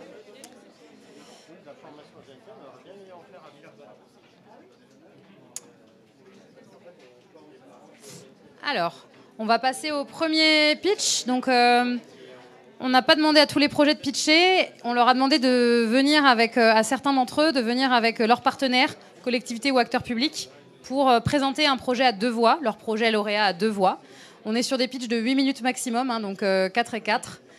Et on va laisser du coup le premier projet lauréat, qu'on félicite, Artips, venir sur scène. Bravo. Julie. Bonjour à tous. Moi, je suis Laura Mingham, je suis responsable du développement chez Artips et je suis présente aujourd'hui en compagnie de Mathilde Michel-Lambert, qui est directrice de la Philharmonie des enfants. Donc, on va vous présenter un peu le projet pour lequel on bénéficie de ce soutien. Déjà, pour vous présenter un peu Artips, on est une entreprise créée en 2013 et spécialisée dans la transmission des connaissances par le numérique et par le storytelling. Donc, vraiment l'idée de raconter des histoires pour embarquer des communautés et faire passer des connaissances et des messages clés. Donc, on le fait par différentes activités. On est d'abord un média très grand public de newsletters. Peut-être que certains connaissent la newsletter Artips, qui raconte des anecdotes sur l'histoire de l'art. Et on en a aussi sur les sciences, l'économie et la musique. Et puis, on est aussi des concepteurs de micro-learning, donc des parcours de formation numérique composés de capsules courtes pour voilà, vraiment un apprentissage très accessible, digeste. Et on travaille pour ça avec différents partenaires. Et donc par ces activités et par notre mission de transmission des savoirs, on est amené depuis de nombreuses années à collaborer beaucoup avec les enseignants et le monde de l'éducation. Déjà, on a beaucoup d'enseignants, de profs à différents niveaux qui sont abonnés à notre média, donc ça fait une communauté qui nous suit sur ce sujet. Et puis un certain nombre de projets spécifiques, dont celui qu'on a déjà amorcé avec la Philharmonie des enfants et qui va connaître une suite.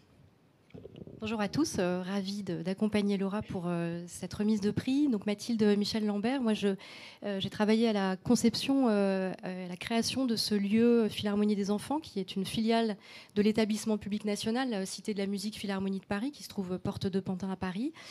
C'est un lieu qui a ouvert en septembre dernier, un lieu d'éveil musical pour les enfants de 4 ans à 10 ans, qui prend le parti d'une pédagogie inclusive et assez libre, où les enfants expérimentent par eux-mêmes, sans l'autorité des adultes, accompagnés par eux, mais dans un mode vraiment d'expérimentation sensorielle, de découverte des notions à travers une collaboration entre eux et un travail synesthésique, enfin un travail vraiment sur les sens et l'exploration sensorielle. Ouvert en septembre 2021, ce lieu évidemment est complété d'un espace digital dans lequel il est important que cette approche puisse être déployée également sur les outils numériques à travers un certain nombre de contenus, des contenus originaux et bien sûr des éléments qui peuvent accompagner les professeurs des écoles qui viennent visiter avec leur classe cet espace à travers ce qu'on a appelé des cahiers d'exploration. Compte tenu des collaborations que la Philharmonie avait déjà eues avec Artips et de la qualité des parcours de micro-learning qu'on y avait trouvé, est née l'idée de créer ensemble, d'adapter finalement ces cahiers d'exploration, ces parcours pédagogiques en micro-learning, avec un rêve un peu fou qui était de trouver un objet qui pourrait être utilisé de manière collaborative en classe. Un outil numérique qui à la fois pourrait accompagner les enfants dans leur foyer au long cours, mais aussi être utilisé à plusieurs en classe avec un équipement le plus sommaire possible. Et c'est comme ça qu'on a décidé de porter ces cahiers d'exploration dans des démarches de micro-learning ensemble. Donc le projet a déjà débuté. On a une première plateforme qui existe et sur lequel on peut trouver déjà un premier parcours, donc un premier cahier d'exploration adapté en micro-learning et qui est vraiment ouvert à tous.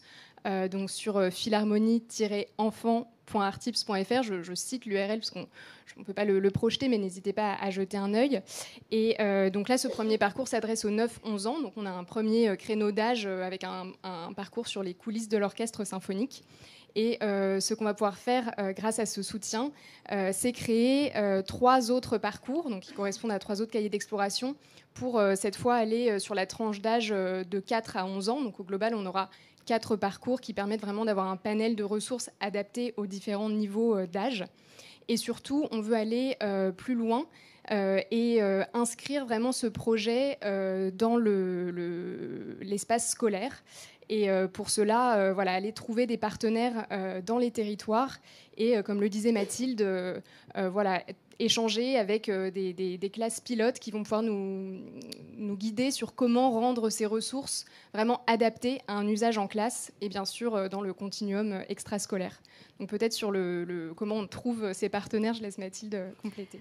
Alors, la Philharmonie de Paris est très impliquée sur le territoire. C'est un établissement national, notamment à travers les démarches d'orchestre Demos, orchestre d'enfants dans les territoires politiques de la ville.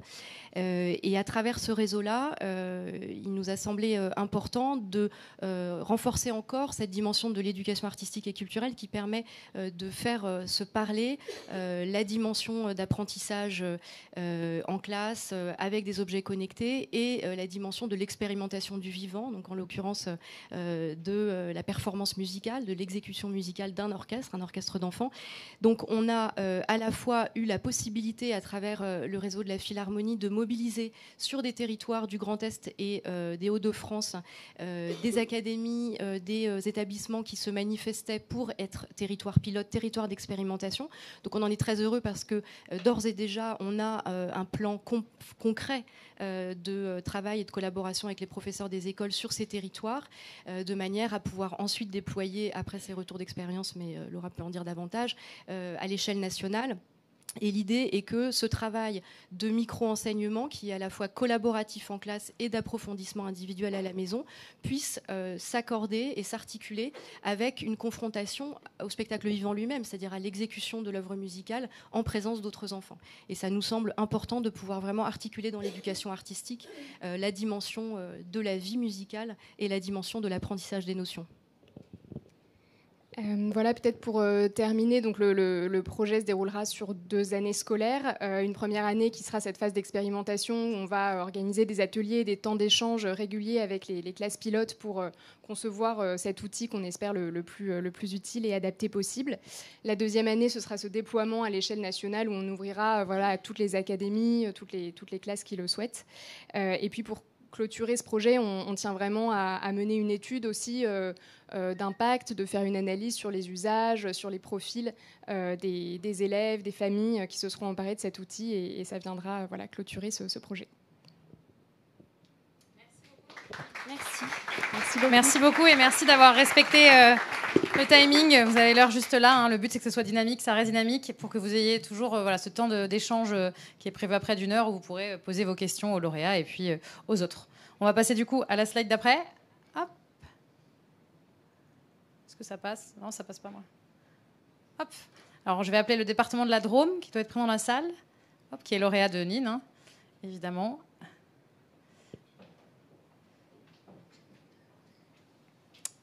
Merci beaucoup d'être venu. Et puis, je vous laisse. Voilà, vous avez le petit timer là. On vous laisse prendre la parole, évidemment. Merci beaucoup.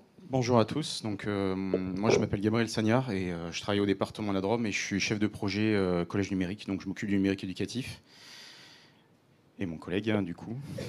Nicolas Guichard. Je suis responsable de la mission développement numérique au département de la Drôme.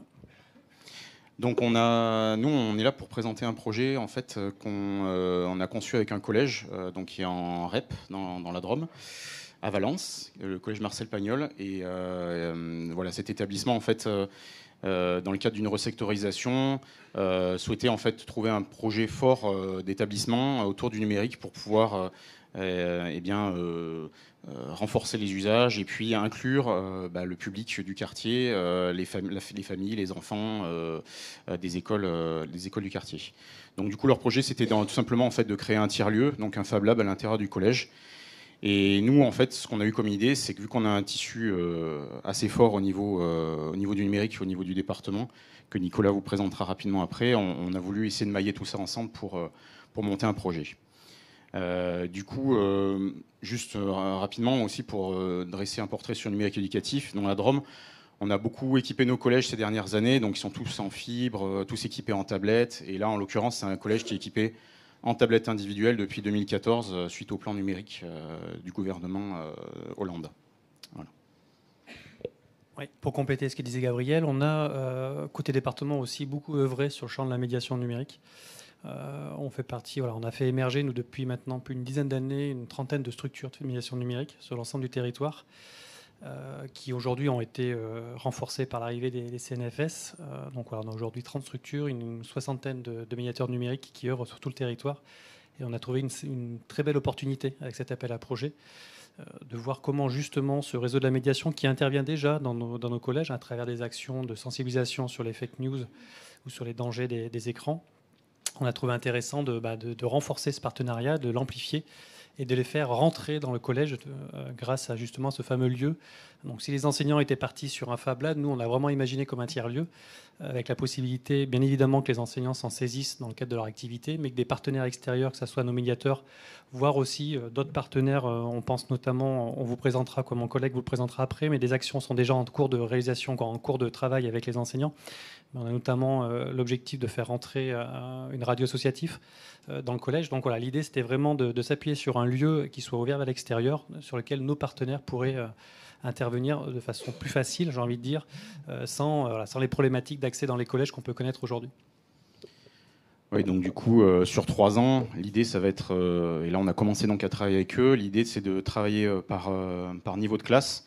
Donc typiquement, par exemple, sur les 6e, l'idée ça va être d'accompagner vraiment fortement en entrée en 6e les collégiens et leurs familles donc dans un quartier politique de la ville sur l'utilisation de l'outil Pronote, que certains doivent connaître, puisque c'est l'outil un peu de référence en France pour on va dire tout ce qui est vie scolaire, notes, etc., suivi pédagogique. Donc voilà, pour que du coup les parents s'investissent tout simplement dans la scolarité des enfants. En 5e, l'idée ça va être de travailler, rappelle-moi c'était sur quoi? C'était sur la sobriété numérique. Donc du coup là l'idée ça va être de travailler notamment sur les SECPA, sur le retraitement des déchets informatiques, etc. Et puis tout un tas d'autres actions qu'on va pouvoir décliner avec des partenaires qu'on a l'habitude d'avoir. Sur le niveau 4e, ça va être l'accompagnement aux tablettes. Donc là, vu qu'on est dans un collège équipé en tablettes individuelles, donc de pousser l'équipement, l'utilisation, notamment auprès des familles, des parents, pour lesquels la gestion d'un appareil à la maison, en plus, quand déjà il y a un smartphone, c'est pas toujours facile. Donc ça va être d'essayer d'accompagner cela par le biais des médiateurs numériques. Et sur la 3e, ça va être vraiment la découverte et l'orientation des métiers pour faire en sorte que les collégiens s'orientent plus facilement, et notamment les jeunes filles, vers les métiers du numérique et les métiers de demain. Voilà. Donc en travaillant avec les entreprises locales dans le domaine de l'informatique et de l'électronique. Et tout en gardant un axe fort également sur la fabrication numérique, puisque là, cette semaine, typiquement, les professeurs étaient en formation avec le Fab Lab de la Drôme, le 8 Fab Lab de Cré, avec lequel on travaille pour du coup, se préparer à travailler autour de la fabrication numérique, la découpe laser, l'imprimante 3D, voilà, tous ces usages-là, quoi. Voilà. Tu as quelque chose à ajouter? Non, juste pour ajouter, en fait, ce projet qu'on mène avec Gabriel, c'est vraiment une première pierre. L'objectif, c'est vraiment d'essaimer ce type de collège sur le territoire. Voilà, on est parti avec le collège Pagnol parce qu'il y avait une vraie volonté au niveau des enseignants qui étaient assez moteurs sur ce projet-là. Et l'objectif qu'on a derrière, c'est vraiment de documenter toutes les actions qu'on va mettre en place avec les enseignants, et dans la mesure du possible, ensuite d'essaimer sur les 30 autres collèges dans l'idéal, mais voilà, commencer à voir dans quelle mesure on peut à terme intégrer un lieu comme ça, un peu totem au sein des collèges pour que l'ensemble des parties prenantes de l'éducation des enfants y aient accès, que ce soit, comme on l'a dit, nos médiateurs, bien évidemment les enseignants, mais aussi les élèves, puisque l'objectif de ce lieu, c'est qu'ils puissent le faire vivre eux-mêmes, quoi. Voilà. Merci beaucoup. Merci, très intéressant. Surtout, on est vraiment donc dans le cœur des sujets aussi Banque des territoires. Donc, on est éducation, collectivité, inclusion numérique. Les CNFS, c'est les conseillers numériques France Service, qui sont aussi déployés par la Banque des territoires, par l'équipe notamment, en lien avec Julie. Donc voilà, vous avez tout le reflet des actions qu'on mène aussi à la Banque des territoires. On va passer au pitch suivant. Donc, je vais appeler le coup de main numérique et CDC Habitat, qui ont aussi monté un projet pour Nîmes et qui en sont lauréats du coup de cette deuxième vague. Pareil, vous avez le petit timer et donc les 8 minutes précises juste dessous. Bonjour tout le monde. Laurent Guillaudin, directeur de l'association Le Coup de Main Numérique. Alors, j'ai déjà pitché un peu ce matin, présenté, ce midi à table. Je vais le faire une 3e fois. Pas sûr que ce soit la dernière, quoique.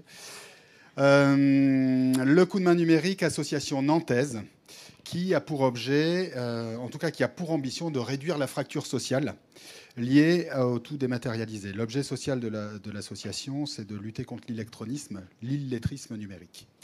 En février 2022, février dernier, la défenseure des droits sortait un rapport dans lequel elle préconise et elle insiste fortement sur la question du aller vers les publics empêchés, notamment sur la question de la e-administration.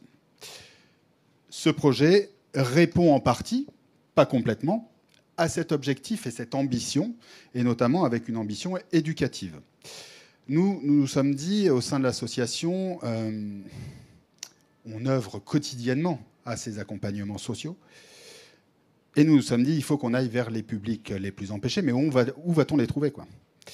Et après de mûres réflexions en interne, au sein du conseil d'administration et en équipe, dans ce travail pluridisciplinaire, nous nous sommes rapprochés du CDC Habitat Grand Ouest, ici représenté par Laetitia Coudriot, avec qui nous avons présenté le projet dans le cadre de cette vague NIN et de cette dernière vague NIN. Je poursuis la présentation. Bonjour à tous. Donc, CDC Habitat, donc on est bailleur social présent sur la France entière. Donc, CDC Habitat Grand Ouest, ça couvre les territoires Pays de la Loire, Bretagne, Centre-Val de Loire et Normandie. Donc, on compte à peu près 36 000 logements sur ce territoire. Et donc, il est vrai que nos publics logés présentent des fragilités un peu supérieures à la moyenne, disons. Et donc, la fracture numérique, c'est une problématique qu'on ressent tous les jours et qui s'est notamment accentuée avec la crise sanitaire et avec l'accentuation des démarches en ligne, des démarches administratives en ligne. Nous-mêmes, on dématérialise nos parcours clients locataires quand ils rentrent dans leur logement, dans leur espace locataire en ligne pour avoir toutes les informations utiles. Donc c'est vrai qu'on se dit c'est à la fois un avantage, ça permet d'accélérer la démarche, mais on s'est dit il ne faut pas qu'on laisse de côté nos locataires qui n'y ont pas accès aujourd'hui. Il faut qu'on fasse quelque chose. Donc c'est pour ça que la sollicitation, la rencontre avec l'association Le Coup de main numérique a été une vraie opportunité pour nous pour réfléchir à un nouveau service. Vous allez me dire pratico-pratiquement comment ça se passe. Eh bien, tout simplement, on s'est appuyé sur un fabricant qui a remporté le concours Lépine en 2017, un fabricant d'une caravane qui offre des bureaux mobiles et qui, en 60 secondes, offre un espace de bureau mobile de 12 mètres carrés dans lequel on peut faire des accompagnements collectifs jusqu'à 5 personnes maximum et des accompagnements individuels qui, bien sûr, préservent la confidentialité des sujets qui seront abordés par la médiatrice ou le médiateur numérique, qui seront ou pas des conseillers numériques France Service. On a la chance, au sein du Coup de main numérique, d'avoir pu bénéficier d'un poste de CNFS également. Et nous allons commencer par le territoire du département de Loire-Atlantique. Oui, comme je vous le disais, donc on a des logements répartis sur l'ensemble du Grand Ouest. Et nous, on regarde la localisation justement de nos locataires. On a ciblé 2 départements sur lesquels on voulait expérimenter ce nouveau service qui s'appelle, on n'a pas donné le nom, mais Itinérance. Itinérance. Il n'est pas noté là, il s'appelle Itinérance, il porte bien son nom. Donc l'idée c'est d'aller faire circuler cette caravane itinérante au pied de nos immeubles. Donc c'est vraiment là, on est dans une démarche d'aller vers, c'est-à-dire qu'on va capter nos locataires. Alors de tout âge, c'est pas la cible jeune est incluse dans nos cibles, mais c'est aussi tous nos locataires, y compris les personnes âgées, les personnes sans emploi, pour qui l'accès au numérique c'est aussi un frein à l'accès à l'emploi. Et donc là, on est vraiment au cœur de leur résidence, au pied de leur résidence. Et donc on souhaite vraiment pouvoir les capter, des personnes qui n'iraient pas d'emblée dans les lieux, qui peuvent être déjà existants dans les collectivités. Là, on se raccroche, on va les chercher justement pour mieux les accompagner. L'ambition, c'est vraiment ça, c'est l'éducation tout au long de la vie. On va utiliser des méthodes pédagogiques ou andragogiques en fonction des publics et de la cible qui sera accompagnée. Mais comme on va essayer de revenir apporter une récurrence et une fréquence des accompagnements, mais ça ne peut pas toujours être le cas. Donc ce qu'il est également primordial et important de travailler, c'est le réseau territorial avec l'appui des différentes collectivités et communes dans lesquelles se trouvent les logements et dans lesquels nous allons aller. Concrètement, ça veut dire quoi? Ça veut dire que les acteurs de la médiation numérique du territoire seront associés et pourront participer à cette itinérance numérique avec un deuxième bureau individuel qui préservera toujours cette confidentialité. Et ce qu'il faudra dire que lorsqu'on partira du territoire, les acteurs seront bien sûr identifiés. Aujourd'hui, vous le savez très bien, le problème c'est ce millefeuille, c'est qui fait quoi et qui peut nous accompagner. Et donc, par ce biais de l'itinérance, on va essayer de résoudre, en apportant cette petite pierre, cette problématique. Et donc là, je pense on complète le maillon puisqu'on a vu qu'il y a beaucoup de dispositifs dans les milieux scolaires. Là, on va là où habitent les jeunes. On est présent là où ils seront chez eux. Pendant les vacances scolaires, on a l'ambition de faire des programmes, des ateliers thématiques vraiment qui leur sont destinés. Donc c'est vraiment un service qui va se préciser et se personnaliser par rapport à leurs besoins. Le travail, la santé, l'éducation, ce dont on échangeait ce matin en petit groupe, toutes ces thématiques seront bien sûr abordées. Première étape, déploiement 2022, septembre prochain. Le dispositif est déjà fabriqué, où la médiatrice numérique est en cours de recrutement actuellement. Si vous connaissez des personnes candidates en Loire-Atlantique, n'hésitez pas à leur en parler. Et 2023, déploiement dans le 14, dans le Calvados. Nous sommes sur 2 régions.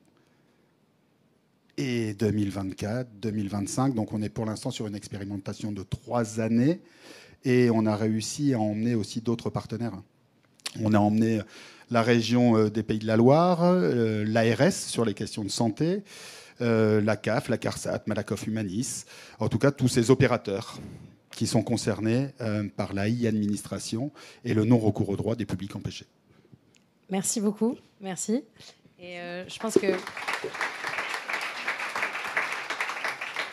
ce qui était intéressant pour nous dans ce projet aussi, c'est le rôle de CDC Habitat, évidemment, qui fait partie de la maison en quelque sorte. Mais c'est aussi intéressant de voir l'investissement de toute la CDC sur les sujets de fracture numérique. Et je pense que c'est aussi des potentiels développements pour des acteurs associatifs et EdTech dans la salle.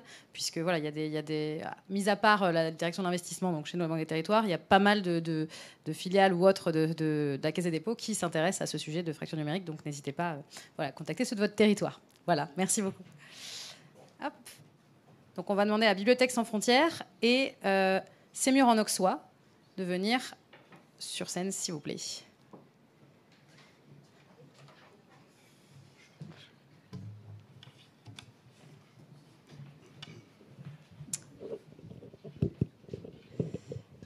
Je vous laisse la parole. Super. Vous m'entendez bien là? C'est bon? On est très contents. Donc, Bibliothèques sans frontières. Donc, moi, je suis Anna Ursula, je dirige les opérations France de BSF. Nils, tu veux te présenter rapidement? Oui, merci. Je suis conseiller municipal de la petite ville de Semur-en-Auxois, donc en charge de l'inclusion sociale et du numérique, ce qui est souvent d'ailleurs lié. Et moi, je suis Marie Villelem, donc coordinatrice des programmes d'éducation et d'inclusion professionnelle. BSF, c'est une association française qui œuvre depuis une quinzaine d'années à renforcer les capacités d'agir des publics vulnérables via l'accès à l'éducation, à l'information, à la connaissance. Donc vous voyez, on est bien dans les sujets là, de la journée. On travaille dans une trentaine de pays et on a à peu près un tiers de nos activités en France. Je l'ai dit, on travaille beaucoup sur les enjeux éducatifs et sur les enjeux numériques. On a d'ailleurs un programme qui avait été soutenu par un PIA de la Caisse des dépôts il y a quelques années qui s'appelle Voyageurs du numérique, où on forme et on mobilise des aidants numériques partout sur le territoire. On est aussi les opérateurs en France pour la Khan Academy, je ne sais pas si ça vous parle, qui propose des cours en ligne à travers le monde. Mais là, je voulais vous parler d'un projet que nous avons lancé en toute fin d'année dernière qui s'appelle le projet Ideas Box Propulsion. Les Ideas Box, ce sont des médiathèques mobiles qui sont un peu l'outil phare de Bibliothèques sans frontières, qui ont été designées par Philippe Stark, qui au départ ont été pensés plutôt pour déployer dans des contextes de crise humanitaire et en particulier dans des camps de réfugiés. Et en fait, très vite, on s'est aperçu que c'était des outils aussi tout à fait pertinents à mobiliser en France, dans des territoires divers, en zone rurale, dans des quartiers politiques de la ville. On a lancé depuis l'année dernière un projet dans 5 territoires ruraux autour de l'insertion et de l'orientation professionnelle des jeunes, dit NITS, pardonnez-moi de l'acronyme, mais donc des jeunes sans emploi, sans diplôme, autrement appelés parfois décrocheurs, dans les territoires ruraux. Et donc, parmi ces territoires, il y a donc la Côte d'Or et en particulier la ville de Semur-en-Auxois, mais c'est aussi un projet que nous déployons en Meurthe-et-Moselle, en Haute-Garonne, en Franche-Comté, en Guyane. Alors, pourquoi on est aussi au cœur du sujet? C'est que nos Ideas Box, elles sont pensées pour venir servir un écosystème de partenaires, et je pense que Niels l'illustrera après. L'enjeu, c'est qu'il y ait une multitude d'opérateurs qui se saisissent de cet outil. Et c'est le cas dans tous les territoires là, dans lesquels on travaille, les acteurs éducatifs, les acteurs de l'insertion. La petite brique en plus qu'on voulait apporter sur notre projet Ideas Box Propulsion, et que grâce au soutien de la Caisse des dépôts, nous allons pouvoir mettre en œuvre, c'est de développer tout le pan de l'inclusion numérique et de le développer en mobilisant des aidants numériques dans les territoires, aidants numériques qui sont des salariés d'entreprises du territoire. Alors ça, on l'a expérimenté, on finit de l'expérimenter en ce moment même en Haute-Garonne, où on mobilise des aidants numériques avec Capgemini, qui est leur employeur, pour animer des cafés, dans des cafés de la métropole toulousaine, des ateliers d'aidance numérique. Donc on sait déjà que ça marche, qu'on est en capacité de faire de salariés dont ce n'est pas du tout l'expertise des aidants, et des aidants qui sont en capacité d'apporter des réponses et d'accompagner vers l'autonomie leur public. Et donc l'idée, c'est de dupliquer ce modèle dans nos Ideas Box Propulsion. Je ne serai pas plus longue. Je laisserai peut-être Niels présenter ce qu'il en est à ce mur, puisqu'on a démarré. Merci beaucoup. Donc, notre territoire a une particularité, c'est qu'il reflète un petit peu ce que pourrait être la France de 2030, en ce qu'il est d'abord marqué par le plein emploi. C'est assez paradoxal. Il est vieillissant, donc toutes les ressources qui existent sont absorbées par le marché de l'emploi. Ceci étant, marché de l'emploi ne veut pas dire en finir avec la précarité, c'est-à-dire qu'il crée mécaniquement de l'exclusion. Et parmi les personnes qui sont exclues, ce sont les personnes qui n'ont pas de mobilité, qui ont des problèmes de santé ou de handicap, qui ont des problèmes de garde d'enfants et qui ont des problèmes de compétences. Et au cœur de la catégorie de la compétence, c'est la question de l'inclusion numérique. C'est-à-dire que la plupart des demandeurs d'emploi longue durée ou beaucoup de jeunes qu'on a qui sont décrocheurs, ce sont des personnes qui n'ont pas été initiées, qui disent mais non, mais le numérique c'est trop compliqué, c'est pas pour moi, et qui vont donc toquer par exemple de temps en temps à la porte du centre social pour dire qu'est-ce qu'on peut faire. Donc pour nous c'était crucial, parce qu'on sent ça un petit peu comme une épée de Damoclès, c'est-à-dire qu'on voit bien que si on continue, on va à Station F, là-bas vous avez la croissance, vous avez le dynamisme, etc. Et nous, on peut rester à la marge de tout ça et être spectateur, et bientôt spectateur désœuvré. Donc très rapidement, on a pu, avec Bibliothèques sans frontières, développer ce projet d'Ideas Box, donc pouvoir les accueillir dans notre territoire rural qui en a besoin, pour ces jeunes, pour qu'en 2030, ils ne soient pas les futurs chômeurs de 2030, mais qu'ils soient bien inclus. Et une chose que j'aimerais louer dans le travail qu'on a pu faire, c'est d'avoir réussi à surmonter ce que j'appelle moi le problème de l'appropriation culturelle. C'est-à-dire que vous avez beaucoup d'entités ultra dynamiques à Paris qui sont très disruptives. Je ne vais pas vous sortir tout le jargon technique, mais nous, dans la ruralité, quand on entend ça, on voit un petit peu l'envahisseur qui arrive avec ses méthodes et on n'arrive pas à suivre, etc. Et la particularité de Bibliothèques sans frontières, c'est de pouvoir aussi dépêcher sur place, auprès du centre social, auprès du lycée, auprès de la bibliothèque, auprès de tous les acteurs qui composent cet écosystème et qui vont pouvoir trouver les jeunes, de pouvoir être à l'écoute, de pouvoir les former graduellement et de bousculer et même d'améliorer les cultures entre Paris et la province, et de contribuer vraiment à ce que les acteurs s'approprient ça. Et donc le résultat, c'est pas plus tard qu'il y a 2 week-ends de cela, des jeunes qui ont des sourires jusqu'aux oreilles parce qu'ils commencent à rentrer dans l'appropriation de ces outils. Et ce qu'on va pouvoir faire, je vous laisse en parler pour finir. Oui, moi, ce qui me paraissait important dans le projet qu'on va pouvoir mettre en place, c'est le fait de créer du lien justement entre le monde professionnel et les jeunes. Et finalement, pour cela, d'utiliser l'outil numérique, ça peut paraître un peu absurde parce qu'il y a le préjugé que les jeunes maîtrisent le numérique. Mais justement, non, en fait, les jeunes ne maîtrisent pas le numérique professionnellement. Et donc là-dessus, ils ont besoin d'un accompagnement. Et ce qui va être intéressant aussi, c'est via cet accompagnement sur le numérique, d'arriver aussi sur du mentorat aussi, finalement un peu déguisé, où le jeune va pouvoir être en relation avec le monde professionnel, mais pas que, dans l'autre sens aussi, puisque Niels parlait aussi, il y a aussi le monde professionnel qui a du mal à comprendre justement le monde des jeunes et pourquoi est-ce qu'il y a ce gap entre eux. Donc c'est aussi qui me paraissait très intéressant dans le projet. Voilà. Merci beaucoup, c'est parfait sur le timing, sur la forme et sur le fond. Merci beaucoup.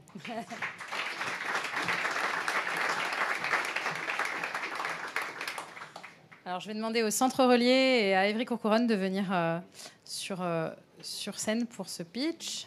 Pareil, hein, toujours un lauréat. Et même règle que pour tout le monde, 8 minutes maximum. Et vous avez l'heure juste là. Voilà. Vous avez l'heure sous l'écran. Donc, ok, voilà, ça marche. Merci beaucoup. Bonjour, attends, je vais me rapprocher. Ça va, t'as répété le texte? 1, 2, 1, 2. Oui, bah, j'espère que je vais être à la hauteur. J'étais pas là ce matin et les pitchs, etc., c'est pas trop ma culture. C'est clair. Bah, bonjour Allez, à tous. c'est parti. Je suis vraiment ravi d'être là et c'est vrai que c'est fascinant hein, tout ce qui est développé par toutes les startups et les associations et les territoires.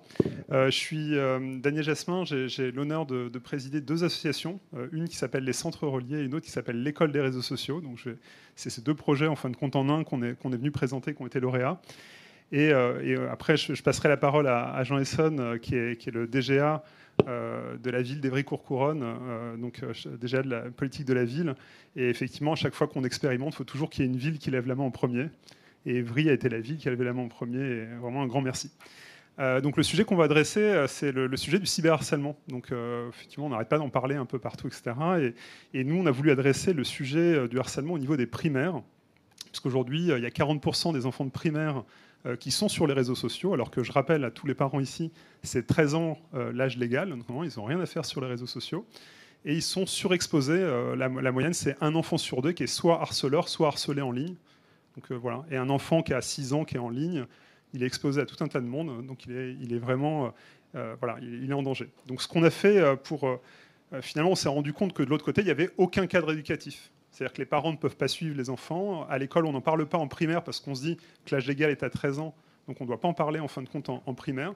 Et finalement, les enfants sont laissés tout seuls, ils découvrent, et puis on espère que ça va bien se passer, mais ça ne se passe pas tout le temps très bien. Donc je ne sais pas si vous avez des enfants, mais c'est le moment de s'inquiéter sur ce qu'ils font en ligne et des identités qu'ils ont. Alors ce qu'on a développé, en fin de compte, on a tout d'abord développé avec European Schoolnet un projet européen qu'on a développé dans 5 pays, en France, en Angleterre, en Espagne, en Italie, et en Pologne. Malheureusement, c'est un sujet mondial.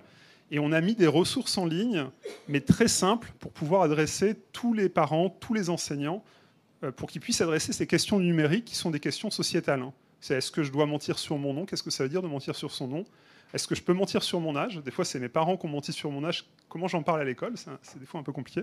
Et donc, on a fait 58 questions sociétales qui couvrent tout le référentiel de la sécurité, de la citoyenneté numérique, puisque European Schoolnet, notre partenaire, c'est lui qui pilote le Safer Internet Europe.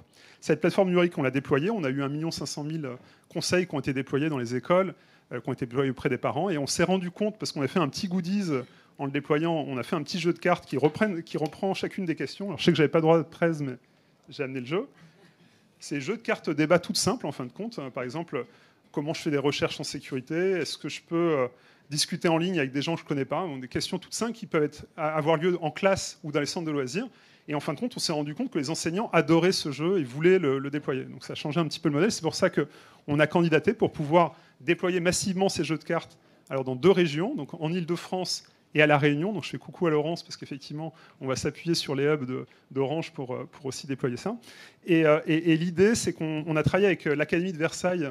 Alors malheureusement, Jean-Pierre Félix n'est pas là. Je ne sais pas où est la caméra, mais en tout cas, je lui fais coucou parce qu'il a le Covid et il ne pouvait pas être avec nous. Et donc, c'est le déploiement qu'on va faire avec ce projet. En parallèle de ça, on a voulu traiter l'après. Donc un enfant, quand il est cyberharcelé ou quand il est harcelé, je rappelle, c'est un enfant sur 3 entre le cyberharcèlement, le harcèlement à l'école, etc. Donc c'est un peu massif. Pareil, si vous avez 3 enfants, inquiétez-vous, parce que c'est juste statistique. Et je rigole qu'à moitié. Le sujet, c'était de voir comment on le prend en charge. Parce qu'aujourd'hui, on dit qu'il faut les détecter, etc. Mais le souci, c'est quand on les détecte, qu'est-ce qu'on en fait de cette parole d'enfant qui dit ça va pas bien? Et en fin de compte, on s'est rendu compte que sur les territoires, tous les services sont saturés, les parents eux-mêmes sont saturés et qu'il n'y a pas de place pour accueillir cette souffrance finalement des jeunes. Ce qui fait qu'à la fin, on a des jeunes qui se disent finalement le monde adulte n'a rien à m'apporter parce qu'il n'est pas capable de prendre en charge ma souffrance. Et donc ce qu'on a développé pour résoudre ce problème, parce que c'est un problème massif, donc on ne pouvait pas faire de l'accompagnement individuel, on a développé des groupes d'échange entre jeunes victimes pour leur permettre, 1 heure par semaine, de se renouer à être eux-mêmes, parce que c'est des groupes anonymes, donc ils peuvent être eux-mêmes, échanger sur des sujets de tous les jours, et se rendre compte que finalement, quand le cadre est bienveillant, ils peuvent être comme n'importe quel enfant, et ils peuvent être eux-mêmes. Et donc ça, c'est très important pour ces jeunes. Et ensuite, ce qu'on fait avec le territoire, et je vais passer la parole à Jean, parce que sinon il va se dire, mais pourquoi je suis là, c'est que le territoire nous aide à relier le jeune durablement sur son territoire, à travers justement tout le travail que Jean va nous décrire. Alors Jean, raconte-nous quel est le contexte du territoire. C'est ça, c'est ligne 3. Hein. C'était pas ce qu'on s'était dit en fait. Okay, Bon, alors, juste pour dire que je suis Jean Essen, DG en charge des politiques éducatives. Ma surface de jeu, c'est 54 écoles, 39 sites périscolaires, 14 crèches. Et sur le territoire, il y a, je crois, 6 collèges, 2 lycées, 4 lycées et oui, les lycées professionnels et une université. Donc voilà un peu le périmètre et le territoire en lui-même. C'est 70 000 habitants avec des atouts et des fragilités. Au titre des atouts, on peut citer le Génopôle, premier biocluster de France, je crois, qui est implanté à Ivry-Courcouronnes. Le Téléthon, il est né à Ivry-Courcouronnes, on ne le sait pas assez. Et au titre des fragilités, on a effectivement, alors je ne sais pas si c'est une fragilité, ça peut être aussi un atout dans certaines mesures, 9 quartiers politiques de la ville. Donc avec un certain nombre d'indices de précarité qui convergent et la nécessité de les prendre en charge depuis un certain nombre de temps. Donc le leitmotiv du maire, c'est ne rien s'interdire. Donc on ne s'est rien interdit depuis 10 ans. On a créé un groupement d'intérêt public pour innover en matière éducative. On a un bus des parents qui est devenu numérique grâce à la cité éducative. Et Ivry-Courcouronnes est né en 2019, puisque c'est la fusion de 2 villes, même si ce sont des villes nouvelles qui datent d'il y a plus de 50 ans. Donc voilà un peu... voilà. Et c'est dans ce contexte donc, que Daniel est venu nous voir en 2019. On venait de fusionner 2 villes, les politiques publiques n'étaient pas encore fusionnées, c'était un casse-tête pas possible. Et là, il vient nous parler de la notion de parcours de réparation que peut permettre le territoire. Voilà. Le plus de la EdTech, c'est cela. C'est-à-dire qu'on n'avait pas de réponse organisée sur la question du harcèlement. Effectivement, on a rencontré Daniel. Il nous a effectivement ouvert cette perspective. Je fais vite. On a beaucoup travaillé. Juste pour vous dire que 3 ans plus tard, oui, mais j'ai mon chrono aussi. Que 3 ans plus tard, aujourd'hui, on est en capacité de prendre en charge à temps plein pendant près d'une semaine un enfant victime de harcèlement complexe. La prise en charge de ces problèmes s'est faite avant phare, qui arrive en 2021 dans les établissements scolaires. Nous sommes en 2019. Aujourd'hui, on a des acteurs locaux formés, éducateurs spécialisés, animateurs, etc., etc. Donc voilà. Et effectivement, la solution qui est proposée est vraiment un outil qui vient compléter cette palette de jeux, parce que sur le territoire, ce sont les problèmes publics qui pénètrent dans l'école et on les appelle les nouvelles problématiques éducatives. Donc on doit essayer de les prendre en charge. C'est ce qu'on fait. Et avec le harcèlement, je pense qu'on est plutôt pas mal positionné. Voilà. Voilà, merci. Il nous reste encore 1 minute ou pas ? Allez, 1 minute, super. Merci Jean. Effectivement, dans le déploiement de l'école de réseaux sociaux, donc ça va être dans toutes les écoles, en fin de compte primaires, dans tous les centres de loisirs d'Île-de-France et de La Réunion. Et également, on est en train de travailler sur le périscolaire, dans le sport, etc., pour travailler ce sujet-là. Sur les centres reliés, donc on a débuté avec 1 ville. Actuellement, on est sur 4 villes. On va être dans 18 villes d'Île-de-France et de La Réunion. On se concentre sur 2 régions. Et la particularité de ce qu'on va faire à La Réunion, ah mince, le micro, peut-être personne ne m'entendait, mais c'est pas grave. Ce qu'on va faire à La Réunion, ce qui est particulier, c'est qu'on va aller chercher les familles qui n'ont pas d'accès. Parce qu'aujourd'hui, ce qui se passe, c'est qu'il y a 2 sujets. Des fois, les familles de chez elles ne peuvent pas parler pour 2 raisons. Des fois, elles n'ont pas de connexion, elles n'ont pas d'équipement. Mais aussi, il y a le problème que dans le milieu familial, des fois, la femme ne peut pas parler ou l'enfant ne peut pas parler par rapport à la situation qu'il vit. Et donc là, avec les centres sociaux, avec les espaces comme les hubs qui sont créés, on va venir créer des espaces d'accès et aussi dans les établissements scolaires, des espaces d'accès pour que ces jeunes puissent se connecter à d'autres, avoir des entretiens avec des psychologues et pouvoir les reconstruire ainsi. En tout cas, merci à la Caisse. Vraiment, on est ravis. Merci beaucoup. Donc le tout dernier pitch, hein, merci à tous ceux qui sont venus. Et le dernier, donc, je vais inviter la main à la pâte avec la Maison des Sciences de Châtenay-Malabry à venir nous rejoindre sur scène. Pareil, on est pile poil dans les temps, 8 minutes, donc vous pouvez commencer.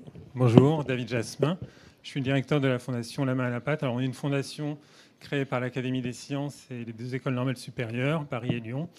Et en fait, on œuvre pour améliorer la qualité de l'enseignement scientifique et technique dans les écoles françaises et au collège aussi. Donc on est surtout sur l'éducation formelle. Donc quand on parle science, on parle surtout physique, chimie, mais il y a aussi bien sûr et biologie, mais il y a aussi et technologie, mais il y a aussi les sciences du numérique. On s'y est intéressé il y a un certain temps en développant beaucoup d'activités sur en fait la compréhension des sciences du numérique, la programmation, l'algorithmique, la robotique. Et on avait développé un module 1, 2, 3 codé qui a eu un certain succès, très diffusé dans les écoles. Et dans le cadre du projet de la Banque des Territoires, on a voulu reprendre ces activités et s'intéresser à ce qu'on pouvait en faire justement au niveau des territoires, bien sûr au niveau de l'école, mais aussi avec les acteurs de l'école. Alors en termes d'acteurs de l'école, bien sûr les collectivités territoriales, mais il y a aussi les entreprises du numérique. Et donc le projet qu'on a soumis part sur 2 niveaux, l'école primaire et le collège, dans lequel on va développer des tutoriels de formation pour les enseignants. On a une plateforme qui est assez diffusée, qui va être bientôt interfacée avec la plateforme du ministère qui s'appelle Magister, dans lequel on va développer 7 tutoriels qui permettent de former des enseignants de 6 territoires, qui sont des territoires QPV et des territoires aussi ruraux, et dans lequel chacun des territoires va développer des actions, des projets autour des défis robotiques que Eric va vous présenter, et aussi autour d'activités plus liées à des cartes programmables, donc l'utilisation un peu des cartes Arduino au niveau du collège, et faire des actions au sein de l'établissement, mais également en dehors, vers les parents, et toujours parrainé par des informaticiens, disons par des personnels, soit des entreprises, soit de grands établissements publics. Donc on a 2 grands partenaires, Soprasteria,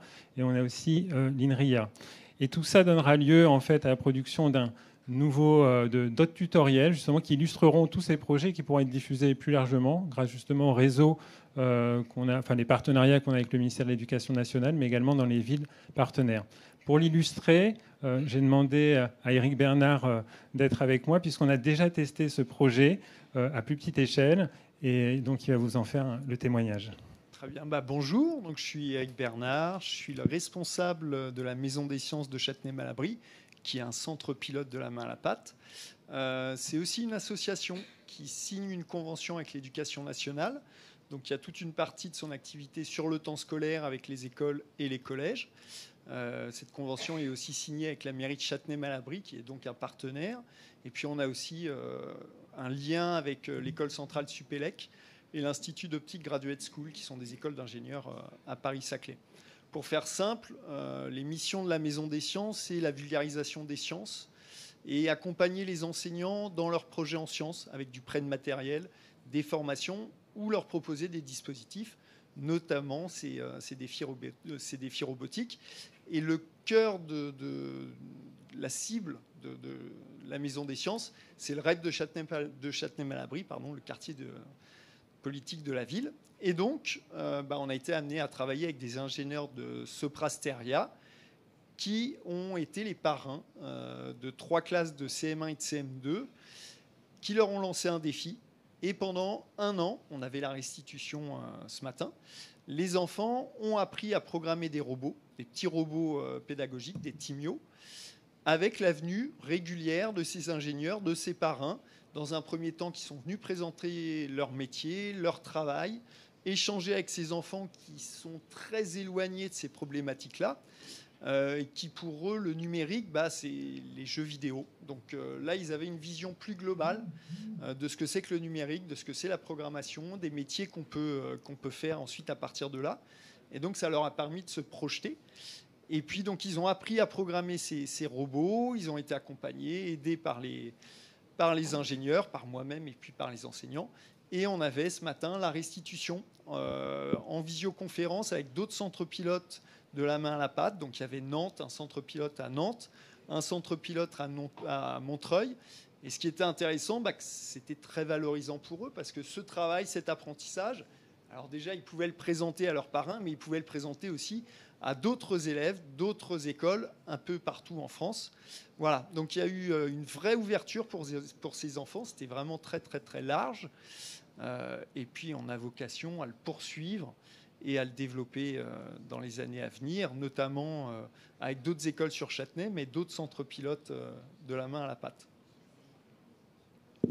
Merci beaucoup. Merci.